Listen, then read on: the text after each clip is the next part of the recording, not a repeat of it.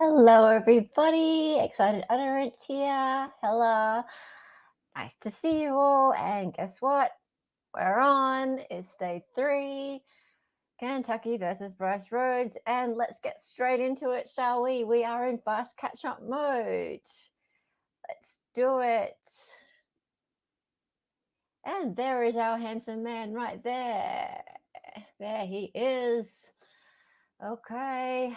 And it looks like not an awful lot as far as we didn't miss too much this morning. I don't know exactly as far as content is concerned. I'm not saying that we didn't miss too much regarding content, but there wasn't like heaps and heaps of testimony to catch up on. So that is good news for us. So let's get into it. Hello, Atheist Ant. Came from Vices. Hopefully others will find us. Thank you so much. How do you know others will find us? Did you tell them? Did you go, oh, by the way, come on over to Excited Utterance channel. That would be cool of you. Vices just ended, did he? Where did he get up to? Do you know? Did he get all the way to here, or did he get to the ceiling? Which part of the ceiling did he get to? Hey, buddy, mate. I'm not a sir. I'm a Lee. Hello. Hello. Alrighty. So this is the start of day 3. It started like they started the footage. Thank you, sir. And good morning, y'all. Does anybody need to report anything? 45 minutes. Okay, great. Thank you all. Almost an hour. Time ready to call the next anything witness. happened at all. Thank you. I believe they were doing like a proffer or something with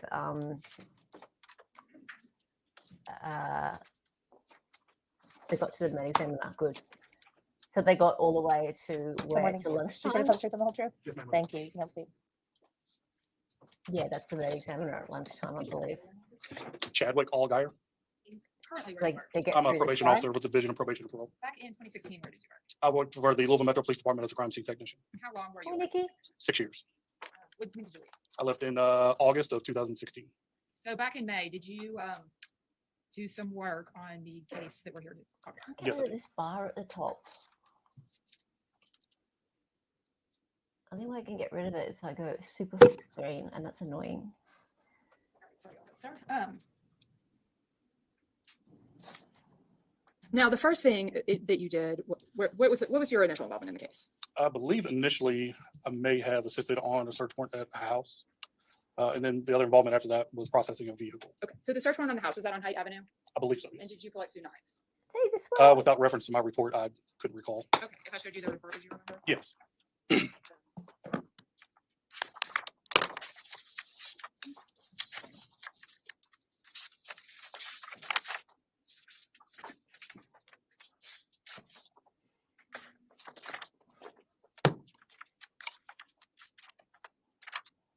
Sorry.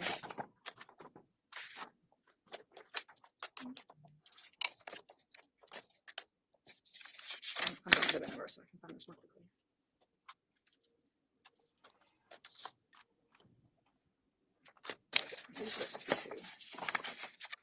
Oh my god! Even if I go super full screen.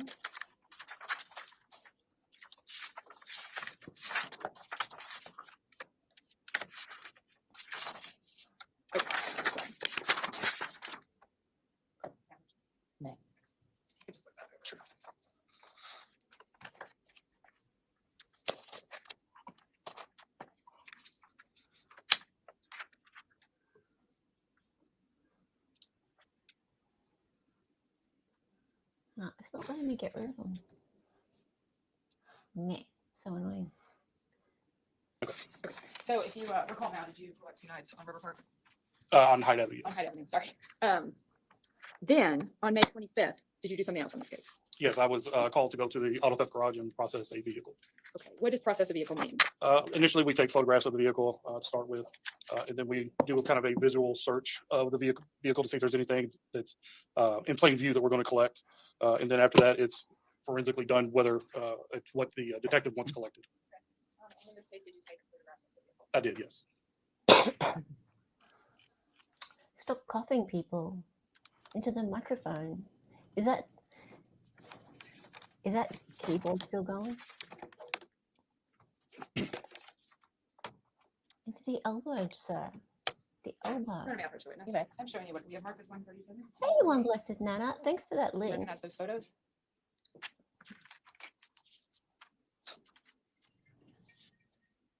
By the way, guys, I'm only 85 hours away from watch hours. So for sure, Yes, these would have been the photos that I took of the vehicle. today it should happen. 137 and 148. Thank you, everyone. Any objection? No So objection. admitted. You're all so Okay, sweet. I'm going to go through it. Is it up on your screen? Right Yes, now? it is. Okay, I'm going to go through these photos. So what are we looking at here in this one? This appears to be a Mazda 4-door sedan vehicle. And is this the car you processed that day? It is, yes. Which I believe was May 25th, 2016, correct? Yes, Is that the rear of the car? that is the rear of the vehicle, yes. Yeah, That would be an in interior orange. view from the driver's side door, front driver's side. Did Front- you not front add or seats there? anything? Yes. Then that would be looking into the vehicle, the rear passenger seat from the driver's side. That's the interior of the trunk. We did him yesterday, but That is the interior of the rear seat area from the passenger side on the back. his testimony was really important. And I believe I though. took this one on the rear passenger side We door, did him yesterday. looking into the rear seat and the trunk area. So where those seat belts are, would that be the rear seats? Yes, that's where they would be, yes. And where that well is that the trunk? Yes. I believe that's a photo of the registration that was found in the vehicle. And can you might not be able to see it on the screen, but if you could look at the photograph, who's the name on the registration? It says the owner's name is a Lashana Rhodes. Lashana. And what's this? So this is a picture. I'm not sure what area it is because it's so dark, but this would be a photograph of the chemiluminescence from the Blue Star forensics that was applied to the vehicle. How does that work? Tell the jury, So please. basically, Blue Star forensics is a chemical product that will react with certain components that are contained in blood. So how do you get it onto the car? So it comes in a tablet form. We take those tablets, put them in with water in a spray bottle, kind of stir it around, let them dissolve. And once it's dissolved, the area needs to be dark for the chemiluminescence to be visible. But once Well, it's applied, we apply it That via spray bottle is and just spray it on the blue. areas that we want to, and that is that lighting we're up. interested in. And then we take pictures on a time lapse to see if there's any reaction. I ain't no So crime scene tech, Where do we see it? if but at that all? is lighting up. Let me pull up, 'cause it's hard to see on the video. I believe, looking at this, it may be the trunk area. But I just meant like, cause I know this is kind of a dumb question, but just to go through it all procedurally, where on this picture is the Blue Star showing up? It's all the blue areas that are marked is what the reaction was from the Blue Star. And like it's kind of obvious, but we gotta go through this. Thank you very much. And then what do we have here? This is again, looks like You've been the cheating, trunk Sal. area from the rear. And again, all the blue areas would have been reactions from the Blue Star. This again, I believe this is from the interior, the rear passenger side. And again, the As blue my areas that are older luminous white would be the reaction boyfriend from the Blue Branko Star. been cheating Where are on you me doing this too. analysis? This is in our auto theft garage, which is a secured facility. Suppose I haven't sent him a Is link it today. an Interior where you're able to turn off all the lights? It is, yes. And he still hasn't turned up back here. Again, just another picture. And again, all the blue areas there would be reactions from the Blue Star. After you did the Blue Star and took the photographs, what did you do? I believe we processed the car, and by processing, I believe I was asked to do latent fingerprints on the vehicle. And I don't believe, if I recall from the report, that we got any fingerprints that were viable off of it. And then from there, I believe we did a lot of swabbing. Swabbing would be for the purposes of trying to obtain DNA to place people in the vehicle. I believe we did trace lifts off the seats and possibly some of the trunk or floorboard areas. Without the actual report, I can't say specifically what we did, but I know that we did swabs, fingerprints, and trace lifts. And if you had your actual report to look at, would it help refresh your It memory? would, yes.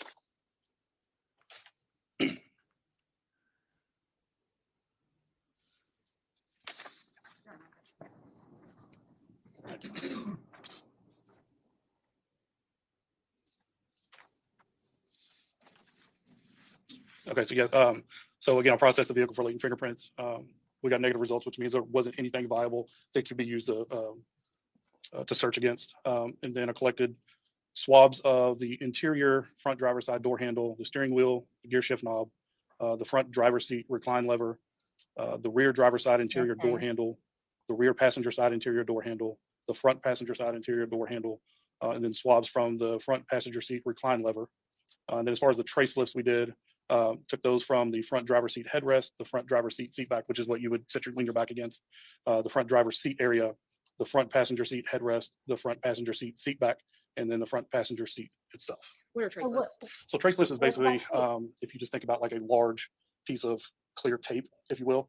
And basically what we do is it comes on a sealed protector. We peel that off and back, and then we apply the lift on whatever object it is we want to get that trace lift from. And then we smooth it out to get a good adherence on it. And then we lift that up, put it back over the protective covering. And what that does is it will gather and protect any kind of fibers, hairs, anything like that that would be Hey, Beef on Phoenix. contact with another object. And what is the goal on a trace list? So on trace lift, you're looking for fibers, hairs, anything that can be used to identify an object or a person. Would your plan be for it to be sent to a lab? Yes. And then for the swabs, what are swabs? So swabs we use to collect those, to collect what we call touch DNA.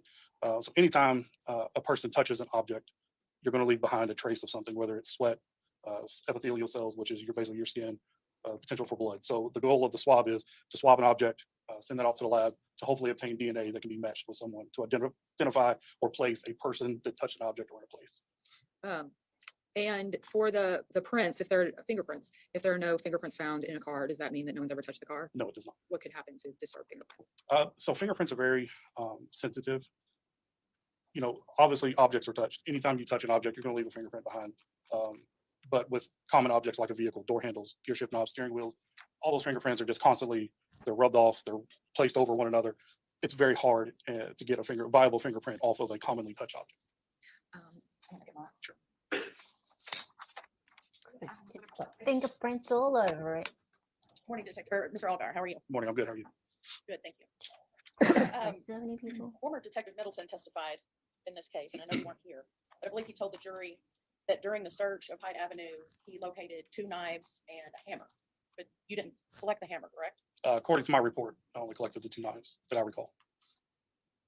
And there were 2 searches of Hyde Avenue. Were you present for both of those? No, I was not. The first one, Yes. to your knowledge? Did you take any Cool. video Uh, during that search? I don't believe so, but again, without the report, I couldn't say yes or no 100%. I'm trying to get an idea of whether I should just like get You up also said you at, assisted in the get processing up in the middle of the night and correct? start Yes. fresh, or whether people like this. On the report, were you with Officer Kim Uh, during the processing of that vehicle? without referencing the report, I don't recall off the top of my head who all was present there Like for what the that. people In the want to report, it like says sit that the through vehicle was lunch a gray and Nissan stuff, Altima or whether Ford. this is good. Did that, You know. It's a bit of an experiment today to see how this works. So we're in super speedy mode. We'll get today done. Well, Bill, you're 13 minutes late. How dare you? It's only, what, 2 a.m. for you? How dare you? Goodness me. And look, defendant is looking all handsome. His band-aid is the same as yesterday and the day before. You abstain from watching on Vices? Yeah, look, I mean, you either like watching trials on big channels or you don't. Mr. Allgaier, did you test a gray Nissan Altima to your knowledge with regard to this Not case? to my knowledge. I no. was right. In the pictures, the vehicle did not appear to have a back seat in it. Is that correct? Correct. At any time, did it have a back seat when you worked on the vehicle? No, it did not. Did anyone ever, from Louisville Metro Police Department, ever bring you a back seat of that vehicle to test at any point later? Not to me directly, no. I think you testified that you did a lot of swabbing. Yes. And you testified that you swabbed the car seats, I believe, but you didn't swab the floor where the back seat had supposedly been removed, or in the trunk, correct? Again, without referencing my report, I couldn't tell you.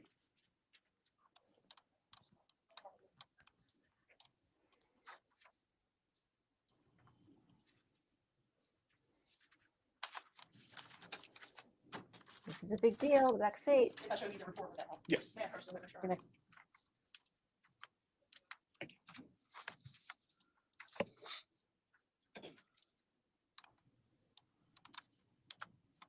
And what was your question again? I'm My sorry. question was whether you had swabbed the floorboard under where the back seat would have been, or in the trunk. We did take some swabs from the rear passenger side floorboard. Yes. What about underneath where the seat would have been? According to the report, we did not. Thank you. That's all the questions I have for you. Any regret? All right, you're free to go. Thank you. Thank you. Interesting. Commonwealth's next witness, please. Your Honor, the Commonwealth will call Brice Rhodes. Thank you. Look,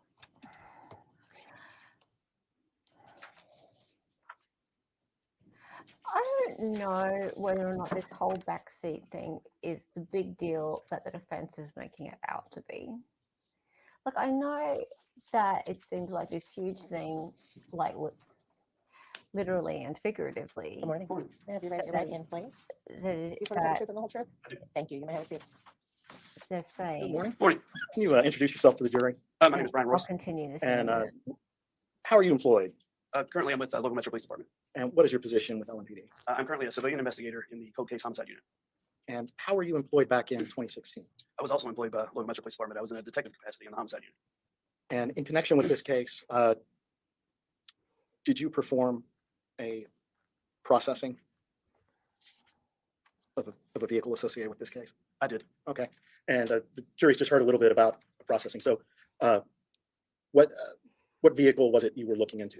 This was a 2016 Dodge Charger. Yes, the plate matches. The Yes, Charger. Yes. I just showed him what's been previously marked Commonwealth's 149. Any objection? No objection. You may admit and publish, or is admitted and you may publish. So We looked at the Dodge. where did you encounter the We vehicle? looked at the This was Mazda. already at the auto theft garage.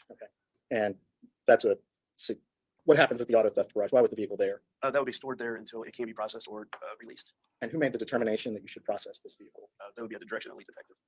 And so how did you process this vehicle? Detective Snyder obtained a consent search for the vehicle that allowed us to actually search the vehicle and document its contents and Cool. record anything that we thought may be of evidentiary value. And did you find anything in the vehicle of evidence? We took, or I say we, the CSU technician, Megan Brown, was present with me.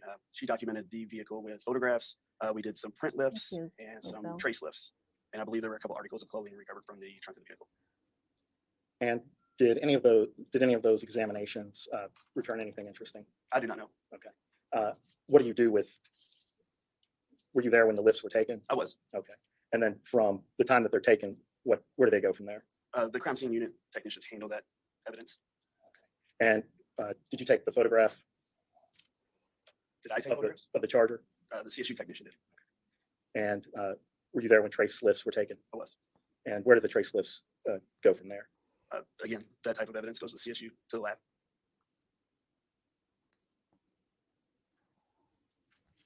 No further questions, Your Honor. Any questions for this witness? How are you, Hayden? You just testified to the processing with the 2016 Dodge Charger that you were present for, correct? Correct. You were also involved in another piece of this case, correct? You'll have to refresh my memory. You were involved in a search of Hyde Street Avenue I recall being present for one of the executions of one of the warrants. at Hyde Street, That's correct. and you were present there when there was Blue Star applied, I was. and you were present when there was a scene video taken of that Blue Star processing attempt. I can't say that I was still present at that time. And did you obtain a scene video of that Blue Star processing attempt? Did I? Did you yourself? No. And you've never seen or viewed such a video? I have not. No more questions. Your Honor. Any redirect? All right, you're free to go, Detective. Thank you. Thank you. That was fast. Ms. Jones Brown, your next witness. I come up with Brian Peters. Thank you.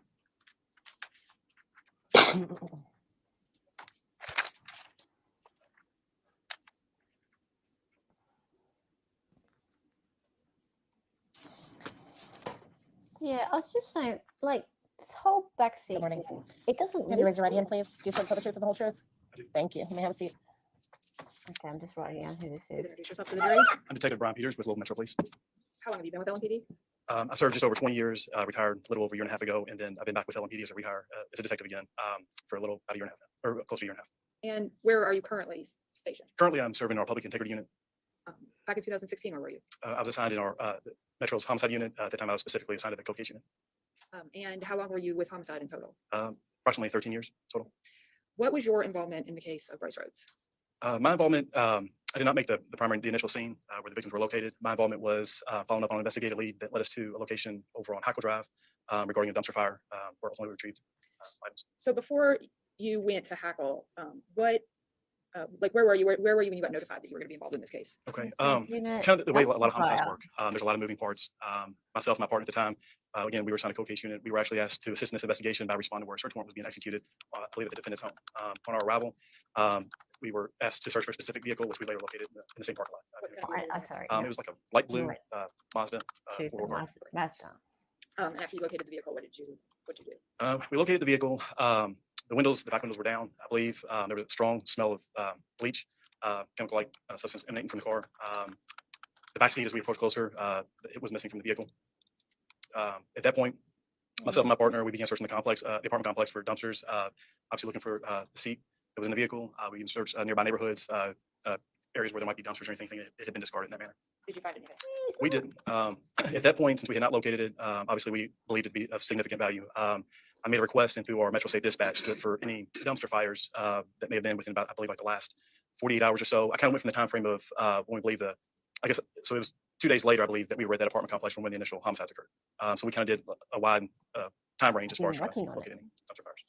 How would Metro Safe know about dumpster fires? Typically, they're called in. If somebody calls in, as it was just like a car accident or whatever, they would call in, and then the fire, whoever would respond. You mean call 911? Yes. So how many 911 calls have been made about dumpster fires? There were several. I want to say it might have been somewhere around 7 or 8. So many dumpster And did you follow fires. up on each of them? We did, yes. What did you, Really? was Hackle Drive the last one you went to? It happened to be, yes. Okay, so on the Last one. previous dumpsters, what did you find at each of them? Nothing of significant value. I believe one of them was actually a repeated phone call, a duplicate call. I think even one of them may have had just like very small, minimal damage. I think we spoke to an employee at like one of the Dollar Generals. He said it was kids just like trying to attempt to light it on fire, but we never found anything of significance until we got to Hackle Drive. Had some of them already been emptied? They had, yes. So you get to Hackle and This is a common thing. was it your understanding that somebody called in a dumpster fire? That's correct, yes. What did you find? when you Really? got there? When we first got there, it was the last one that we checked. We kind of began like about midday checking these. It was already dark by the time we arrived. There was an older gentleman outside in the rear of one of the buildings in the 6500 block. I asked him if he was the one who initially made the 911 call on the dumpster fire. He said no. He did direct me to a building where he believed, I guess the caller lived at. The dumpster itself had significant damage to it. I mean, it was the most significant damaged one we came across in our search. And you have been using the pronoun we. Who were you with? My partner at the time, Detective Matt Metzler, who also worked in homicide with me. So what did you all do with this dumpster? We approached it. Obviously, it was a substantial fire, it appeared to be, because a lot of the paint was melted off. There was a significant amount of water in there. That dumpster appeared to be about halfway full, if I recall. We obviously, again, it was dark. There appeared to be what just kind of really almost at the top of the water level, what we believed to be at that time remnants of like a seat cushion in the dumpster. So at that point, we secured that scene like we would any crime scene. We roped it off with crime scene tape, and obviously made a request for our crime scene unit to come out to assist. What was this still on May 24th? This would have been, I believe it was May 24th. And again, I want to say it might have been about 2 days after the homicides, And how were you there? How long were you there? several hours. Did it go into the 25th? It did, yes. So did crime scene technician Kimmer arrive? That's correct. Okay. In which were there two crime scene technicians? I believe so. Again, when we initially got on that scene, there was a search warrant being executed, and I believe we were waiting for them to conclude, I guess, their collection of any items there before they could arrest them. And you mean a different search warrant, right? Yes, that's correct. So when CSU got there, what happened? We started. We actually were in Tyvek suits, and obviously entered the dumpster and tried to. I guess again, had a substantial amount of water in it. We started pulling items out individually and trying to ascertain what would be possibly involved in our investigation. Previously introduced by technician Kimmer.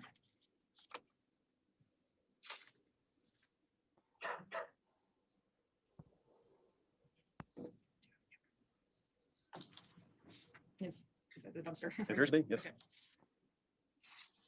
So, is this what you were faced with when you first got there? It was, yes. No.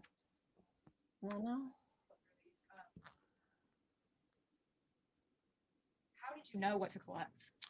So, obviously, our initial, I guess, approach to this, we were looking for the backseat of a vehicle. Nice Once we photo, actually little pill. get to this dumpster and kind of start going through items, we start discovering things that we believe are possibly involved. There were several, I think you kind of skipped through a few as well, that appear to have, and I don't know how.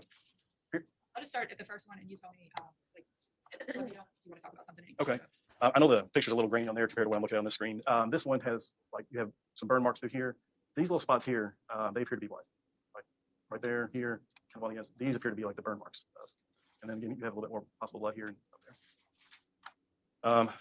Can't tell if that's kind of a bit better to see here, but this appears to be blood here. These appear to be burn marks through here.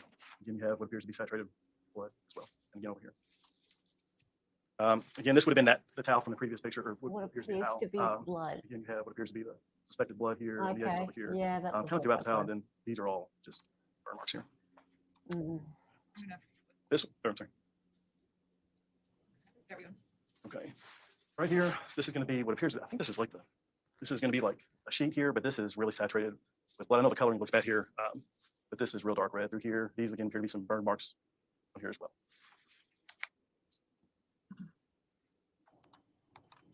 Cute little Yeah. pill. I think that's just a close up of the same picture. Yeah, that looks. And that's just going to be when we remove that item after, and we photograph everything as it is before we actually retrieve it.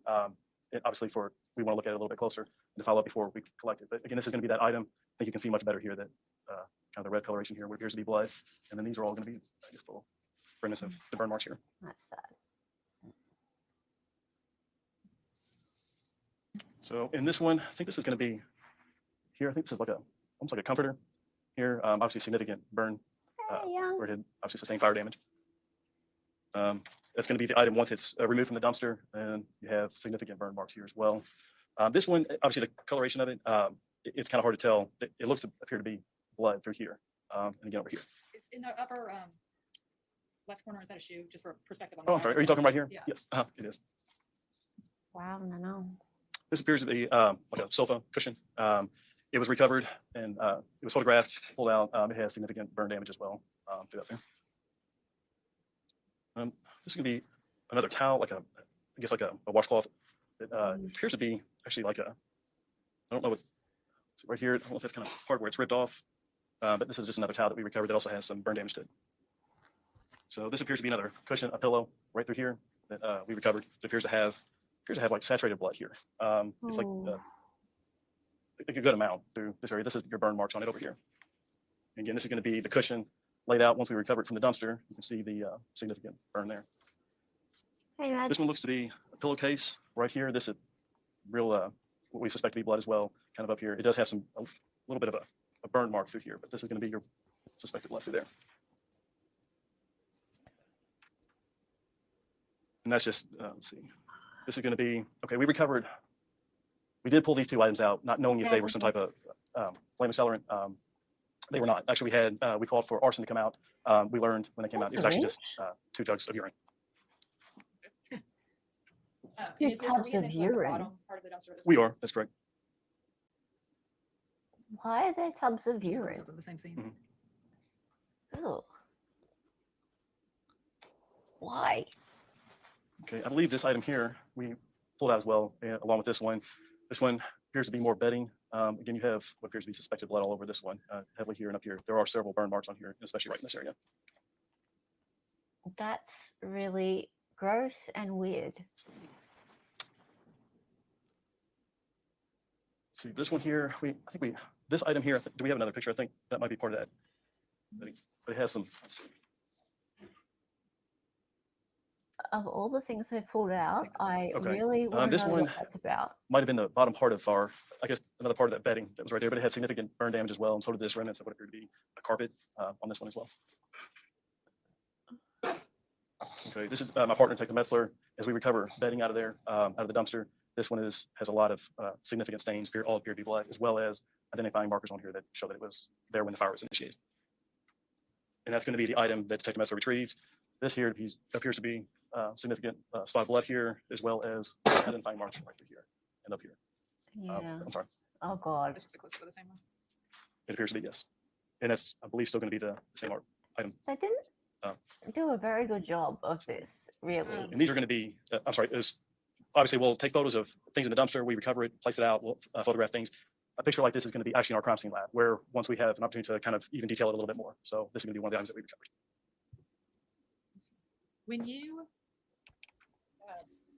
When you realized that you had found the dumpster that probably had evidentiary significance, how did you notify anybody about this? Okay.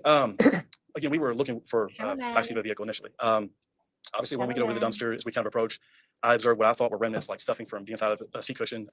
It would appear to be You maybe like pan little springs. over. I notified our You moved? homicide commander, Lieutenant Kessinger, at that time. And what did you tell him? I told him, obviously, he was aware the back seat was missing You have one from the job. vehicle. I told him that I believe that we may have remnants of one, that there had been a significant dumpster fire, and that we were going to try to attempt to retrieve any items that from that dumpster pertaining to the case. How long did you have to wait for CSU? Offhand, I don't know. It may have been an hour, maybe been two. We roped it off. Obviously, we secured it from that point. Nobody had any access to the dumpster at that point. And when CSU came, how long did that whole process of taking each item, photographing, taking each item out, photographing again, how long did that take? So it's very time consuming, especially in the pictures you're looking at with a dumpster like that. You don't want to just go through it too quick. You want to kind of process each item, as best as you can. Obviously, the fire damage play a role in that as well. So it took several hours. Do you recall when you cleared the scene? It was the following day. It was sometime that morning. When we got there, it was dark. I would say late in the evening, maybe around 10:30. We may have been there 12 hours, maybe somewhere around there. And did you later return to do follow-up interviews of residents? We did. The ones that the gentleman had told us he believed to be the ones that called 911. Thank you. I have no further questions. Detective Peters, you were referencing you said you searched several dumpsters, correct? That's correct. And the one you were referencing was the one located on Hackle Drive, correct? That's correct. And that fire, according to your report, was reported on May the 22nd. Is that correct? I believe so. Yes. But you didn't search that dumpster until 2 days later. That's correct. We weren't looking for, I believe it was 2 days later when we actually found the vehicle that was missing the back seat. And at that point, that's when we tried to make efforts to locate it. One of your colleagues testified that they had taken a picture of the Mazda as found. And the picture did not have the windows rolled down. And your testimony here today was that the 2 back windows were rolled down. I believe so.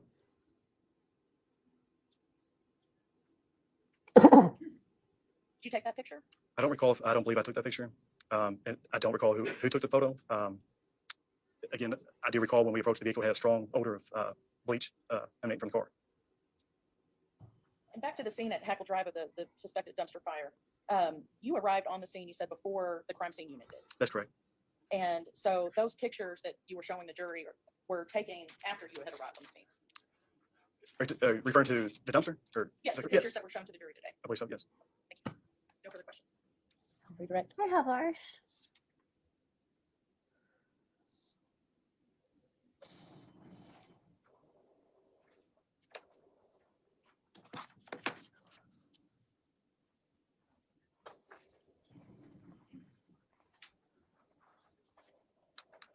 Hey, Pixie, how's it going? I love it that I have Australians who are also up in the middle of the night with me or very early morning. You guys are fantastic. Sure.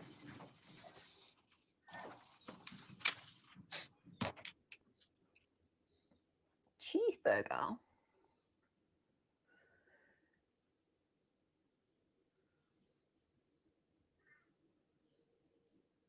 If he testifies and the guy gets let out, well, are we talking about the co-defendants? So are we talking about, or are we talking about the defendant if he testifies and he gets let out of jail? Who are you talking about, Cheeseburger? Because there's like quite a few shady characters involved in this. You need to be more specific. This one. And welcome to chat, by the way. Do you recognize those photographs? I have seen them before. Yes. And are those a fair and accurate representation of how the Mazda looks on May 22nd? It is. Yes. Your Honor, I want to introduce these 2 photos and publish to the jury. They will be exhibits. 150 and 150 more. Admitted subject to prior conversation.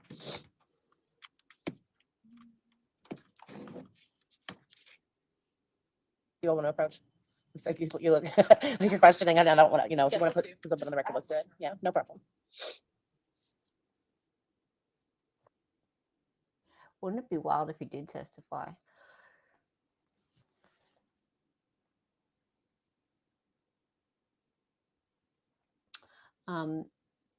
By the way, I think it's awesome to have you here, One Blessed Nana, because having someone from the actual area who witnessed all this in real time is just a huge, it's interesting to say blessing, like because you call one blessed manna, but having your perspective is just fantastic. So thank you That's for correct, being yes. here. And did anybody enter the Mazda and roll windows out or down? I don't recall, no. Is that something the police department would ever do? No, typically, again, you want to obviously contain any evidence as we locate it, and we don't want to obviously tamper with it anyway. Obviously, the most minimal contamination as possible. And once you all located the Mazda, was it secured? It would have been yes. So no civilians could have come back? No, absolutely not. So. All right, and what are we looking at here? Okay, this vehicle here is going to be the light blue Mazda. They look a little silver in this picture, but it's like a light blue. Is this where you all located? I believe so. Yes, Do you recall it was parked in a normal parking space? that is correct. And from this distance, would you have smelled bleach? Yes. I never thought of Does the that. window appear to be up or down? The back window appears to be up. Front driver window appears to be down. And what are we looking at? This is going to be a photo, I guess, on the driver's side door into the vehicle. Again, the window appears to be down. And at this point, was the backseat? It was, yes. You're not having further questions. Any requests? Detective Peters, just to clarify, you did tell the jury that the two back windows were down. I said I believe the back one's been down. Yes. All right, you may sit down. Thank you. Thank you. Okay, bye-bye. And come up with your next witness, please.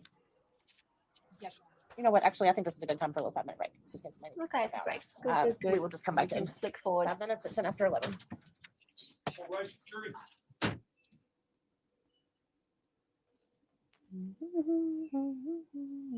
Isn't this good? We get to just go forward, forward, forward, forward, forward, forward, forward. Oh, hello. What's he doing? Oh, he's eating. Okay.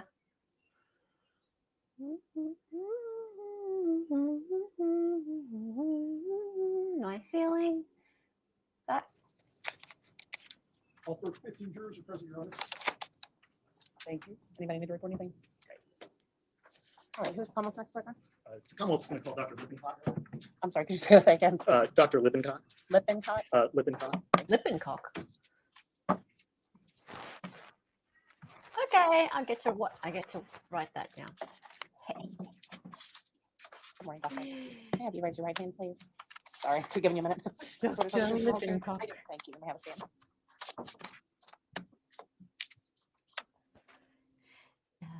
Dr. Lippincott. Morning, doctor. How are you? Good morning. Can you introduce yourself to the jury? I am Dr. Lauren Lippincott. And can you tell us what sort of medicine do you practice? I'm a forensic pathologist. And so what does a forensic pathologist do? Forensic pathology is the field of medicine that examines unexpected, unexplained, and unnatural death. And is there some training that goes along with becoming a doctor there? Yes, Can you tell us what's your education background? sure. I have a bachelor's of science degree in forensic biology and health sciences from Guilford College. I received my medical degree at Nova Southeastern University. I then did a internship year at St. Petersburg General Hospital in Florida. I then did my residency in anatomic and clinical pathology at Danbury Hospital in Connecticut. And then I did my forensic pathology fellowship at the Office of the Chief Medical Examiner here in Louisville. So I many just years of talked it education whatever was way that? I Yeah. wanted to. Sorry, let me do That's- the math. Approximately 15. And how many autopsies have you performed at this point? I have performed over 1,800 autopsies. And what is the standard procedure for performing an autopsy? Do you pick who comes to you? How do they get there? The autopsies that we performed are on decedents that are sent to us by the county coroner. And this is the job that you were performing back in 2016. Sorry, Yes. sorry, Dr. And Lippincott. This is, you had, I was going to say opportunity, that's not quite the right word. You conducted the examination Very nice.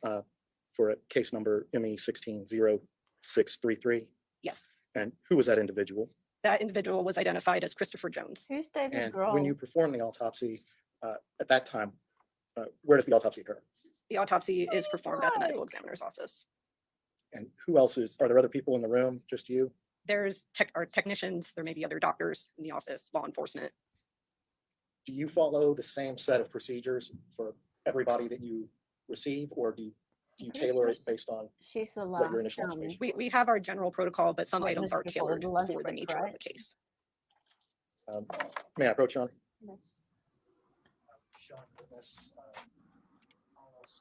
52.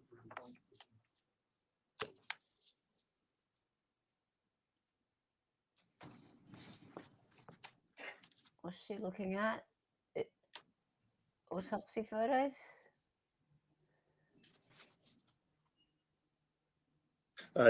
Those pictures fairly and accurately represent Mr. Jones as you observed him to be at that time. Yes. Move to admit and publish, Your Honor. So that's the Okay. 4-year-old decedent.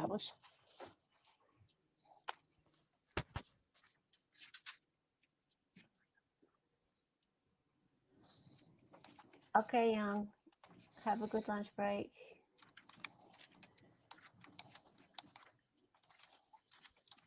David Grohl. Okay. Right, now I know who you're talking May I approach about. the witness, Your Honor? Thank you. Control of the clicker on the camera there. Can you, I guess, first of all, I'll just kind of jump to your final conclusion to orient the jury. What did you find the cause of death in this instance to The be? cause of death in this instance was a gunshot wound.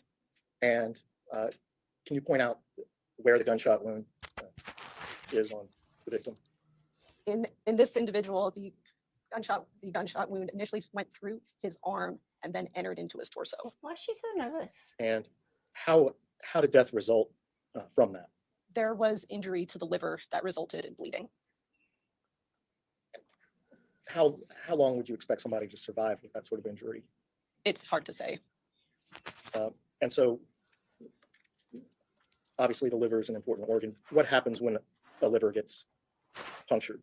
When there is injury to the liver, bleeding will occur into the abdomen, And so you would expect most of that bleeding to be internal or external.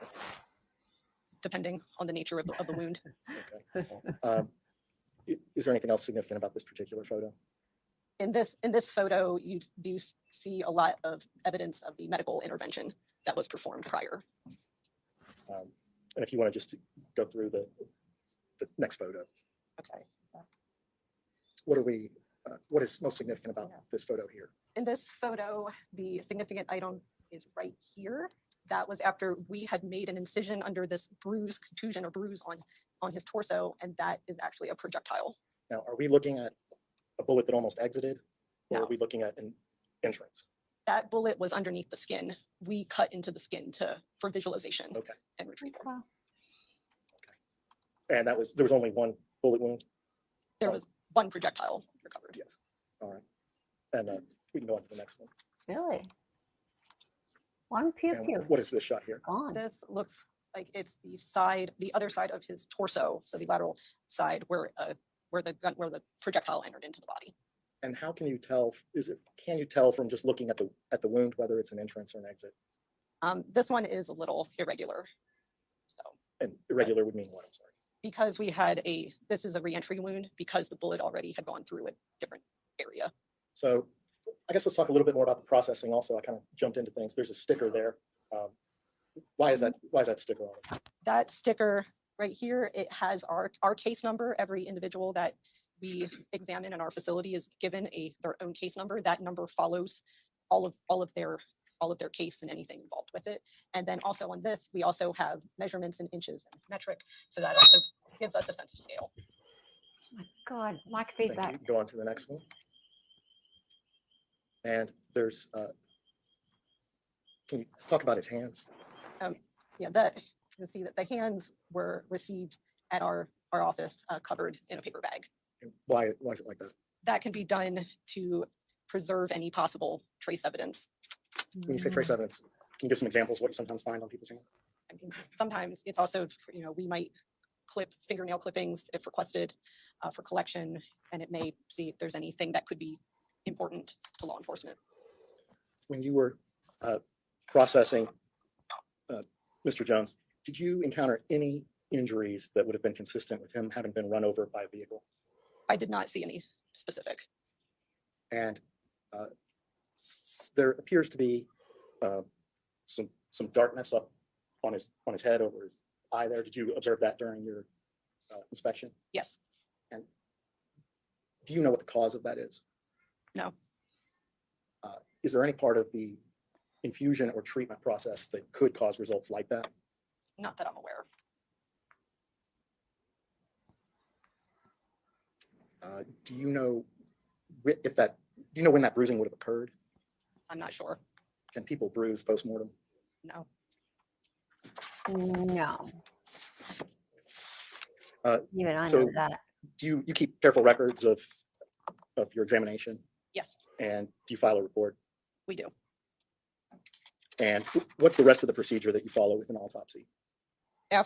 During the autopsy, say we examine the external surface of the individual, we look for injuries, natural disease. We will then generally also perform similar inspections inside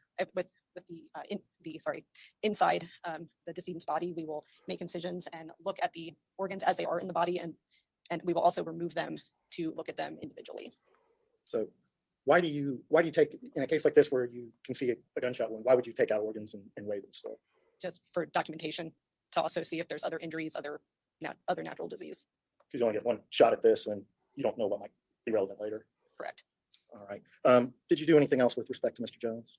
Blood samples were collected from the hospital and were sent for toxicologic testing. And what would that test for? It generally tests for a panel that includes common drugs of abuse and alcohols. Okay. And when did you perform the examination of Mr. Jones? This exam was performed on May 4th, 2016. And did you also happen May to the perform fourth an be with you. examination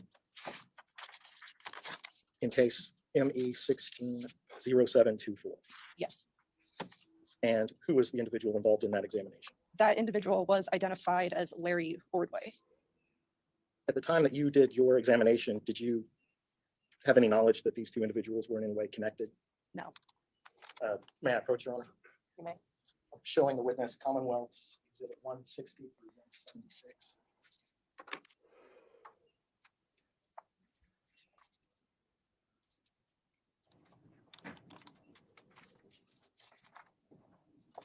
Smell of vision.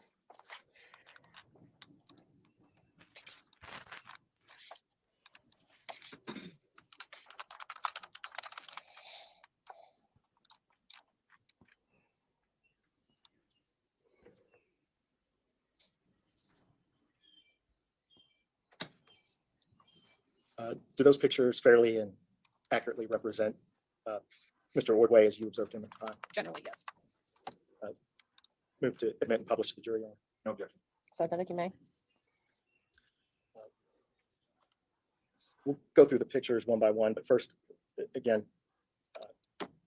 I'll jump to what was your final conclusion as to the cause of death of Mr. Ordway? The cause of death were due to multiple stab wounds to the torso.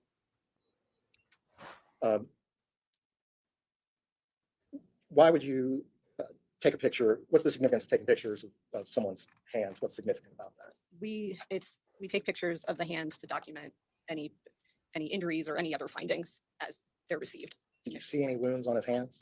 No. Do you have? Sorry, I just clicker. Oh, yeah, sure. And that's his other hand, Yeah, or another aspect of it. and still no wounds? No. No defensive wounds? No. You can keep going. Did you observe burning on the body? Yes, And were you able to tell, was he deceased when the fire occurred? Is there any way for you to know that just from looking at him? it's hard to tell with burning, but we did perform a carboxyhemoglobin testing for carbon monoxide, and that was negative. Which What's that would mean? imply what generally? Often if someone is, for the most part, deceased at the time of a fire, they will not be taking breaths to inhale it in. Yeah, and English lady. What are we looking at here? We are looking at a stab wound. Is there any way for you to tell what sort of instrument caused the wound? No. Would you be able to tell if the instrument was serrated or smooth? We do document whether the wound edge is smooth or if we see evidence of serration. And what was your conclusion on this one? This was a smooth. Yeah. Can you orient us as to what we're looking at here? So I believe you're looking at on the torso, there is an injury here, and then you can see some of this darkening and discoloration is fire injury.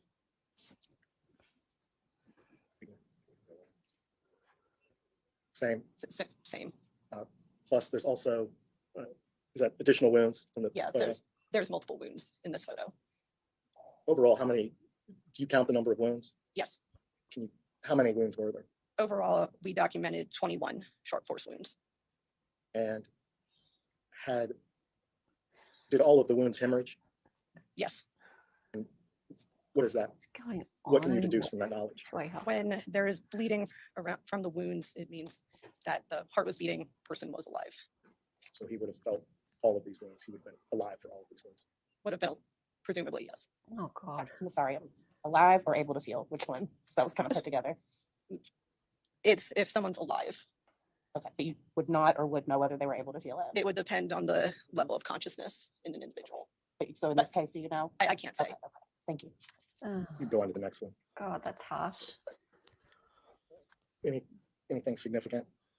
No, Lower still some extremities. of the some of the other fire burn injuries. You can go on to the next one. What do you observe here? Here is the side of his head. There's some burnt clothing and burnt skin underneath. Looks like some singeing of the hair, and there was a contusion on the ear. And what would people on the street call a contusion? A contusion is a bruise. And so, do you have any way of knowing how long the bruises last? They can last for, it depends. Hey, Period of time. Paige. Uh, How's it going, Do love? you have any way of knowing how long that bruise existed? No. You can go on to the next one. And this is another shot of the bruising. Yes. You can. What are we looking at here? Can you So orient here, us? yes, we're looking on the torso. There were some injuries here, and this is intestine protruding through the wound. And if there's a incision to the midsection, is that something that naturally happens, or? Yes, it can. All right.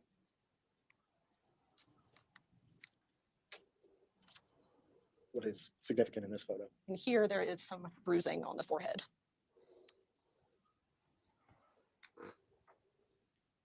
And this photo here? And then here is, we're looking at his body from the top down. Head is here, going to the chest and abdomen.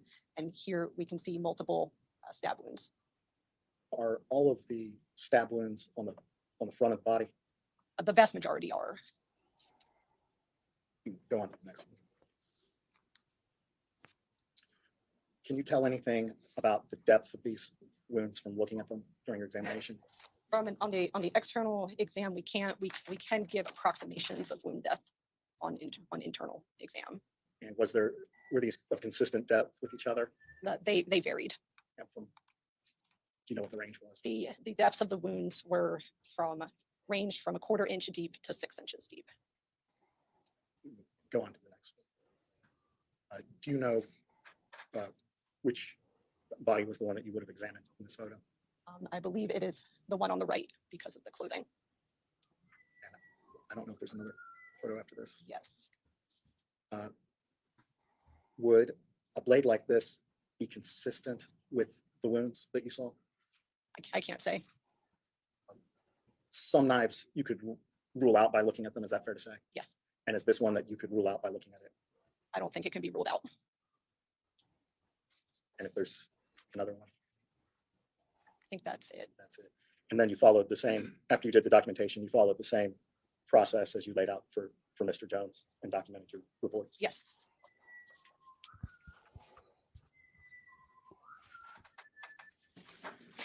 I don't have any additional questions. Thank you. For the defense? Good morning. I'm not going to walk back through all the things you just testified about. I'm going to pick and choose a little bit. Okay. And if any of my questions are confusing, just tell me. Oh, listen to the I think it's dog. probably clear, but I wanted to ask a couple things about your office. Your office is it's not just you, right? It's a bigger office. Yes. How many medical examiners are there? I believe at the current moment in time, we have 8. Okay. And in any particular autopsy, do you only have one, or do you guys work in pairs? Or? Well, We may their office have must work be in fine at pairs Christmas. if there's a fellow who's the doctor in training. Do you recall on these two if you were by yourself or if there was someone else assisting you? I had someone else assisting and supervising. Someone was assisting you, you were supervising? Or No, did I get that back? No, I was the one being supervised Okay. by another doctor. Can you Can you tell us ask the me name the of the other 30s? doctor? Yes, for which case? It's a totally good point. Why don't we start with Mr. Jones? For Mr. Jones, it is Dr. Springer. Mr. Jones And then, and me. wait a second. And then for Larry Ordway, Dr. Falls. Thank you. Also regarding your office, you said you've done 1,800. Wonder if Ballpark. Dr. Falls has Yes. trouble staying up. Your office does cases from other counties too, right? You're from all over the state? A segment of the state. Yes. Do all cases that need an autopsy from Jefferson County, did they all go to your office though? Yes. I want to turn now specifically to Mr. Jones. Okay. You had indicated, you testified about this a little bit. I want to turn back to it specifically on page 5 of your report. You have your report, right? Yes. I have a fair copy. No.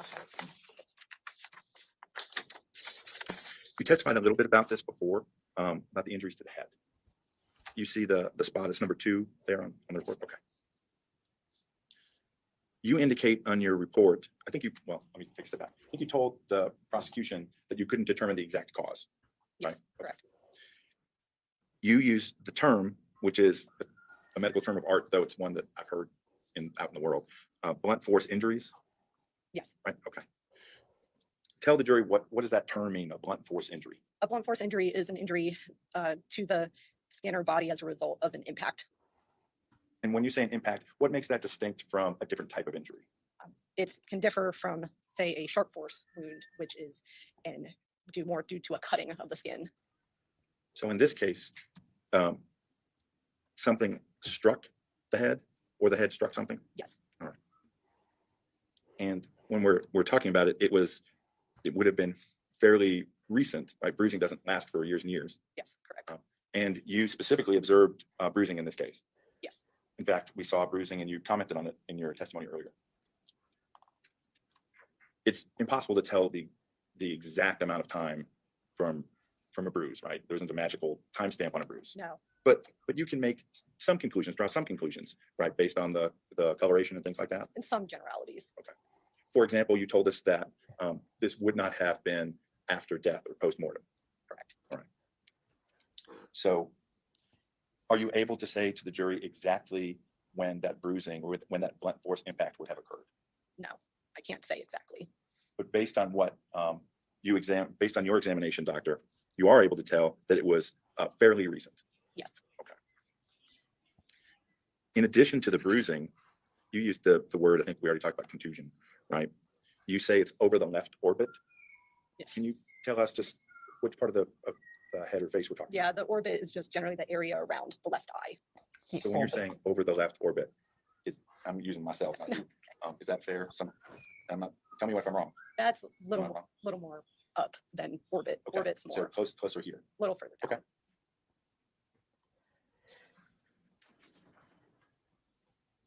You also observed an abrasion is that like a scrape? Yes. Um, Oh, it's me. I can whistle like. I don't know this word, ventriloquist. bilateral, over the bilateral forehead. I don't know what that means. Both sides of Okay. the forehead. And also you said on the nose and the left cheek. Yes. Is that right? Okay. There's another one that I don't actually know, so you can help me out. A cortical contusion? That's a bruising on the brain. Okay. How are you able to determine that had occurred? We could see it on examination of the brain. When we say a cortical contusion on the brain, can you explain that in normal words? Yeah, we see areas of hemorrhage or bruising, focal hemorrhage or bruising on the brain surface, So we're talking about the actual surface of the brain itself. on the brain itself. Okay. And that takes a certain amount of force, right? I believe so. Um, But I can't say specifically. how Well, much. I'm sorry. But that coincided with what you observed with exterior damage to the head as well. Yes, It's fair to say it's likely that whatever caused the exterior probably caused the interior damage as well. yes, it's likely they're connected.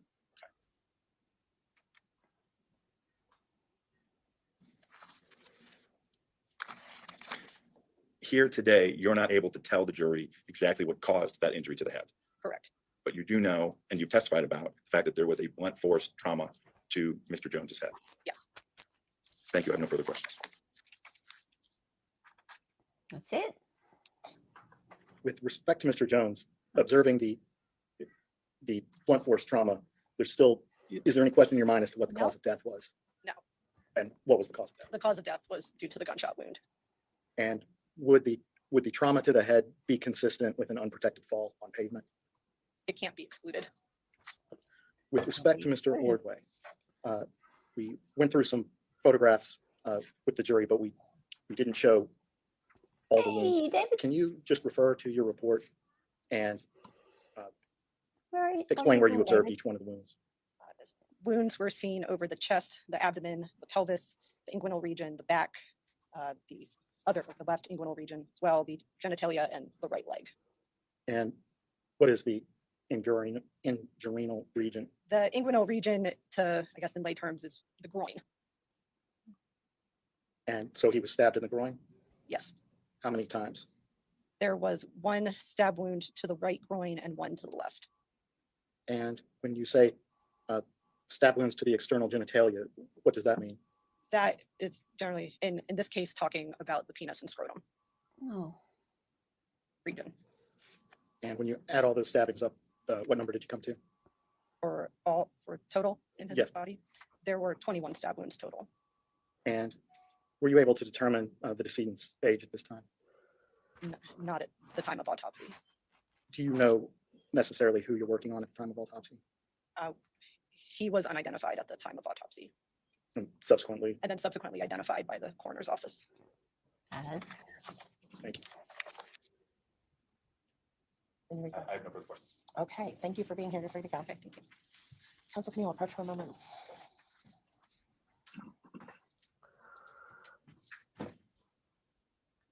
hello, sir. What you doing? Okay, chitty chat chat.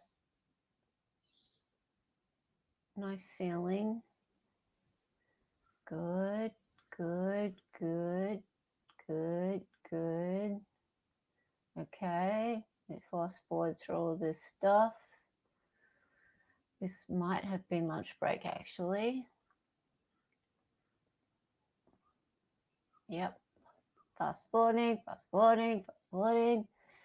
Yeah, because I think she was the last one before lunch. Pretty sure she was. Yep, we get to go forward. Yay! Yay, yay, yay. Check us out, guys. We are speeding on through. This is called a speedy trial. And look at this.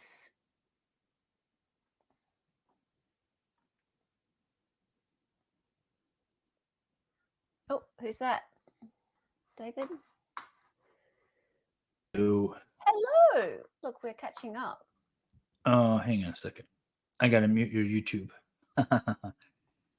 I came in because I'm disappointed that nobody got my joke.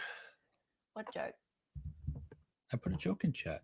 Said these Yeah. witnesses all look like they're in a wax museum with the furnace in the back. We're all slowly making our way there. Now, hang on. How could we possibly be so Oh, half close Irish to got it. real time? We can't be so close to real time. It's not possible. What did I miss this morning? Not an awful lot, just some cops and things, and a medical examiner. I was getting ready to run to the horses, and then I was able to delay that, so now I'm gonna take my coat off. Hey, everybody in chat. Please introduce yourself. Oh, Larry. look, it's Malcolm in the Jeffrey middle. Scott Doyle. And where did you work? I was employed by the Kentucky State Police Forensic Laboratory from 1979 through This guy looks 2019. really I retired familiar. in October 2019.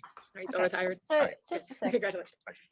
So in 2000, All right. So we are. It's telling me that we're only 4 minutes behind. That's not possible. So, hey, Wendy. They started hello. late today. Yeah, we started at 1 p.m. No. The court started late, from what I Yeah, gather. know. But I'm looking at what's happening in real time over on the other one. I'm just gonna go backwards. Let me see. Let me see who was before the current witness that's on the screen right now. How are you, David? Talk to I am chat. Let's have a wonderful. look. I've been battling YouTube all day. Have you? Why? What Yeah. about? They struck my stream from last night. No. Why? Yeah. So, and then I challenged it. They said copyright claim, and then I challenged it under fair use, Yeah. and then they said nope. A&E is still maintaining their claim, but I don't even think it's an A&E production. So, yeah, it's been pulled down completely. So now I am in the process of uploading a edited version of the stream Right. with some comments towards YouTube. Some comments towards YouTube. Yeah, they're really going to get upset with you. They care a lot. Well, I just want to educate people on copyright. Okay. So in place of the part of the stream that I had to take down, I have put in a lesson on copyright. Okay. No, that's fair enough. That's a real shame, David. Because, like, there's nothing worse than when you put a lot of effort into a stream like that and then they go and Well, I it will out. say that it wasn't planned for me to stream what I streamed. It was primarily Jung egging me on, so I blame it's all her. Jung's fault. Yeah, it is. Well, she took blame for it in the chat too. So before you guys go hating on me because I'm hating on Jung, she took full blame for it. Did she? But yeah, so it took me down, and then I decided, well, I'm just going to do silent and still images and just like clip through the video, and they still took me down. Oh. David, do you sound like you're losing your voice? Do I? I've got a different microphone. This is my portable microphone, so maybe that's it. All right. And Wendy, it's great to see you. Who else has just come in? Anyone else brand new here? No. Okay. So can I get a little bit of feedback from chat? Because I just want to make sure that everything's fine here. So anyone who watched to the end of lunchtime, the medical examiner was the last one, wasn't she? So she was the last one before lunch. Because the reason why 16, obviously you were at the lab. just wanted to check for, yeah, okay. So what we might do is we might just watch them come back from lunch and make sure that everything's fine here. Hello, handsome man there. Does anybody need to record anything with regards to the admonition? All right, I'll wait just a moment for them to get those items.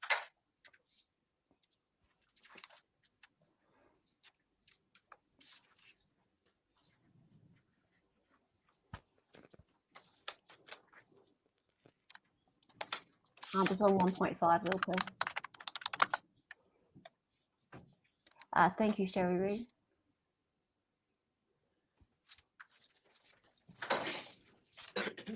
Thank you. And thank I'm you, ready to call the Wendy. next witness. Thank you. Hi there, good afternoon. You can come right up here to the witness stand. It's going along the bottom, Dr. And I want you to Lippincott. raise your right hand, please. You swear to tell the truth and the whole truth? Thank you. You may have a seat. Please introduce yourself to the jury. My name is Jeffrey Scott Doyle. And where did you work? I was employed by the Kentucky State Police Forensic Laboratory from 1979 through 2019. I retired in October 2019. Are you still retired? I am. Good. Congratulations. Thank So in 2016, obviously you were at the lab. Mhm. Did you receive some evidence in this case? I did. And was this noted with a certain laboratory number so that you can track what you're about to talk about? That's correct. Every case submitted to the laboratory was assigned a unique lab number. Each item of evidence was assigned a unique item number, and that was all tracked through the system and to keep everything organized. In this case, before we get to this case, what sort of things did you do at the lab? Well, primarily I was in firearms. My job as a firearms examiner also included looking at things like tire and shoe prints that's related to this case. It was all a form of comparative analysis. So in firearms, we're looking at bullets and cartridge casings and comparing those microscopically to samples from a gun that may have been submitted. In addition to that, shoe and tire print identification is a form of comparative analysis. So we're looking for both class characteristics and individual characteristics that may exist on a known item that may have transferred to, say, through your shoe prints or through your tire prints. And so that comparative analysis was a part of my job that I did for basically 40 years. And did you receive training and continuing education to do that? I did. early on, back in 1979, I was trained at the Central Forensic Laboratory in Frankfurt to be a firearms and tool mark examiner. That included training from the FBI, Oh my gun God. manufacturers, other forms of training of the distinguished member of the Association of Firearms and Tool Mark Examiners, and which we had an annual training seminar that I attended most of the time. And so yes, there was ongoing training, as well as we had peer review. So every case we worked was reviewed by another examiner. The results were examined. There was extensive amount of training early, but then there's a lot of on the job, just working cases as well during that course of 40 years. Did you receive a number of items of evidence in this case? I did. How does the lab get the evidence? The lab would receive the evidence from the Louisville Police Department Evidence Technicians Unit. So whenever something happened, the evidence technicians would go out, they'd collect the evidence, they would package it, they would organize it, and then they would submit it to the laboratory for examination, and then I would conduct my examinations. In this case, did you receive 2 tire imprint casts? I did. What is a tire imprint cast? Well, the technicians would go out, and at the crime scene, they may see a tire imprint in the ground. And to preserve that and to record it and to collect it, they would mix plaster, a plaster substance. There's different types, but they would pour that into that imprint that was in the ground, let it harden, and then they would collect that. After it hardened, they would pull it up and they would submit that to the laboratory, and they would have the negative image of that imprint. And then that would be used compared to any, if they had tires, let's say if we're talking about tires, it would be compared to any tire samples they may have, or if it's shoes, they would be compared to any shoe samples they may have. Did you also receive 2 shoe imprint I did. casts in this case? And what did they provide you with to help you analyze the imprints? Well, they had taken pictures from my report. I can see that there was a compact disc of pictures that they had taken of tires that were on a vehicle, I believe. And there's photos and five printed photos from the scene. They also printed out 5 pictures from pictures that were on the CD. And then there were a number of shoes that they submitted. There was 1, 2, 3, 4, 5, 6, 7 pairs of shoes that were submitted. Did you analyze all of this? Were you able to make some conclusions? I was at some conclusions and not. Okay, let's go through them one by one. So is it the case that you have more specific? Oh, Not really, not that I remember. what happened? Cohen, Go back. did he say any? Did you just jump to live? No, I might have accidentally jumped to live. Did- Let me go back. I didn't touch anything. David, can you check for SBF cross? I sent you a case number. Oh, yes. Let me fix it. I guess I can. I'll get right on that, Salvador. I have nothing else to do.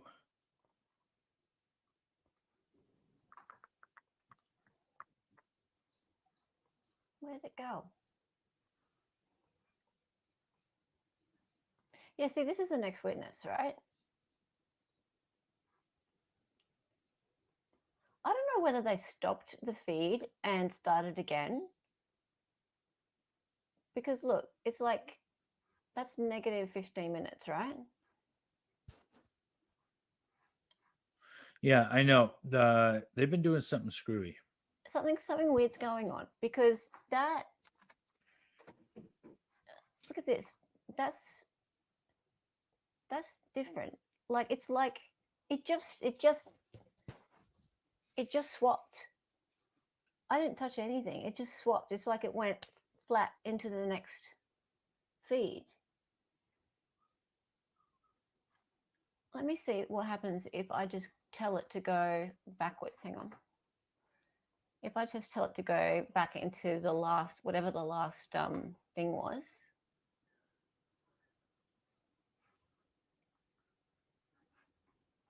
So strange.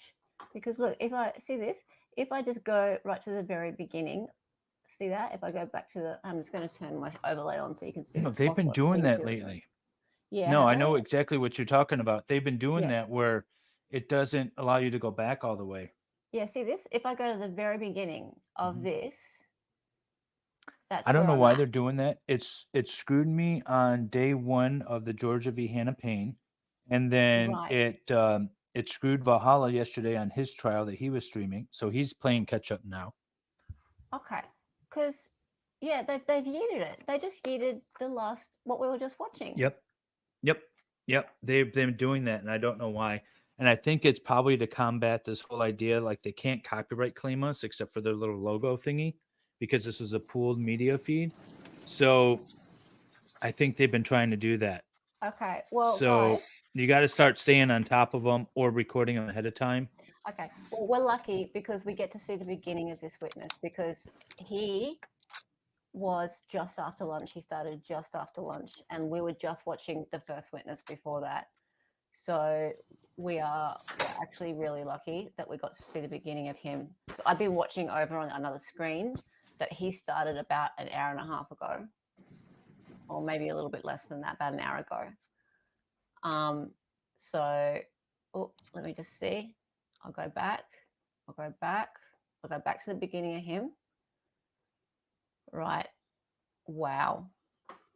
I can't believe they did that. So we were just watching a tool mark expert. Lucky it was only a tool mark expert. But they yeeted us on a tool mark expert.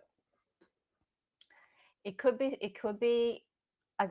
From what David says, it's a LNC thing, not a YouTube thing. What is going on here? I'm going to put it on just normal speed. And I'm going to fast forward through all this.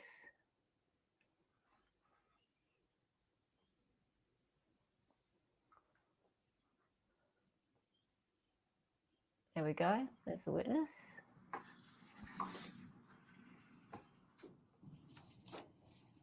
Thank you. I'm glad you're here, David, to explain that, because I would have been like, what is going on?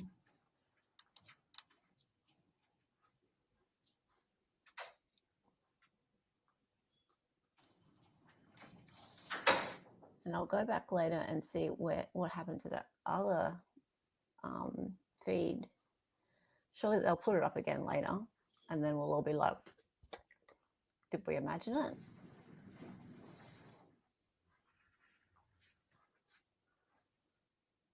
Okay, and clearly Yeah, they've this been is doing not it lately, and I think they're trying to combat people using their stuff. Maybe it has to pick stuff up. Well, I don't know why else they would start doing that all of a sudden. And that's every trial. Here, we're ready. It's not just like once in a while. Oh, we're It seems to be consistent now. Period. It's all right, Dali. Like, Actually, the really, criminal have permission to I'd rather leave. watch this. I think everyone probably rather watch That this is than a very okay with tool that. mark expert. I'm Yeah, not about we you don't need a guys. tool mark expert. Do you guys agree? I do. Hang on just a second. I don't like tool mark experts. He's gonna say all rights to the jury.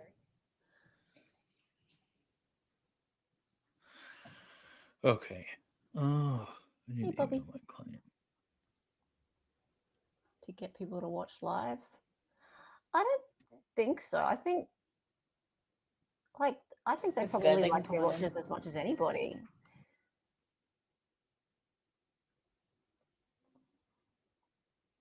I don't know.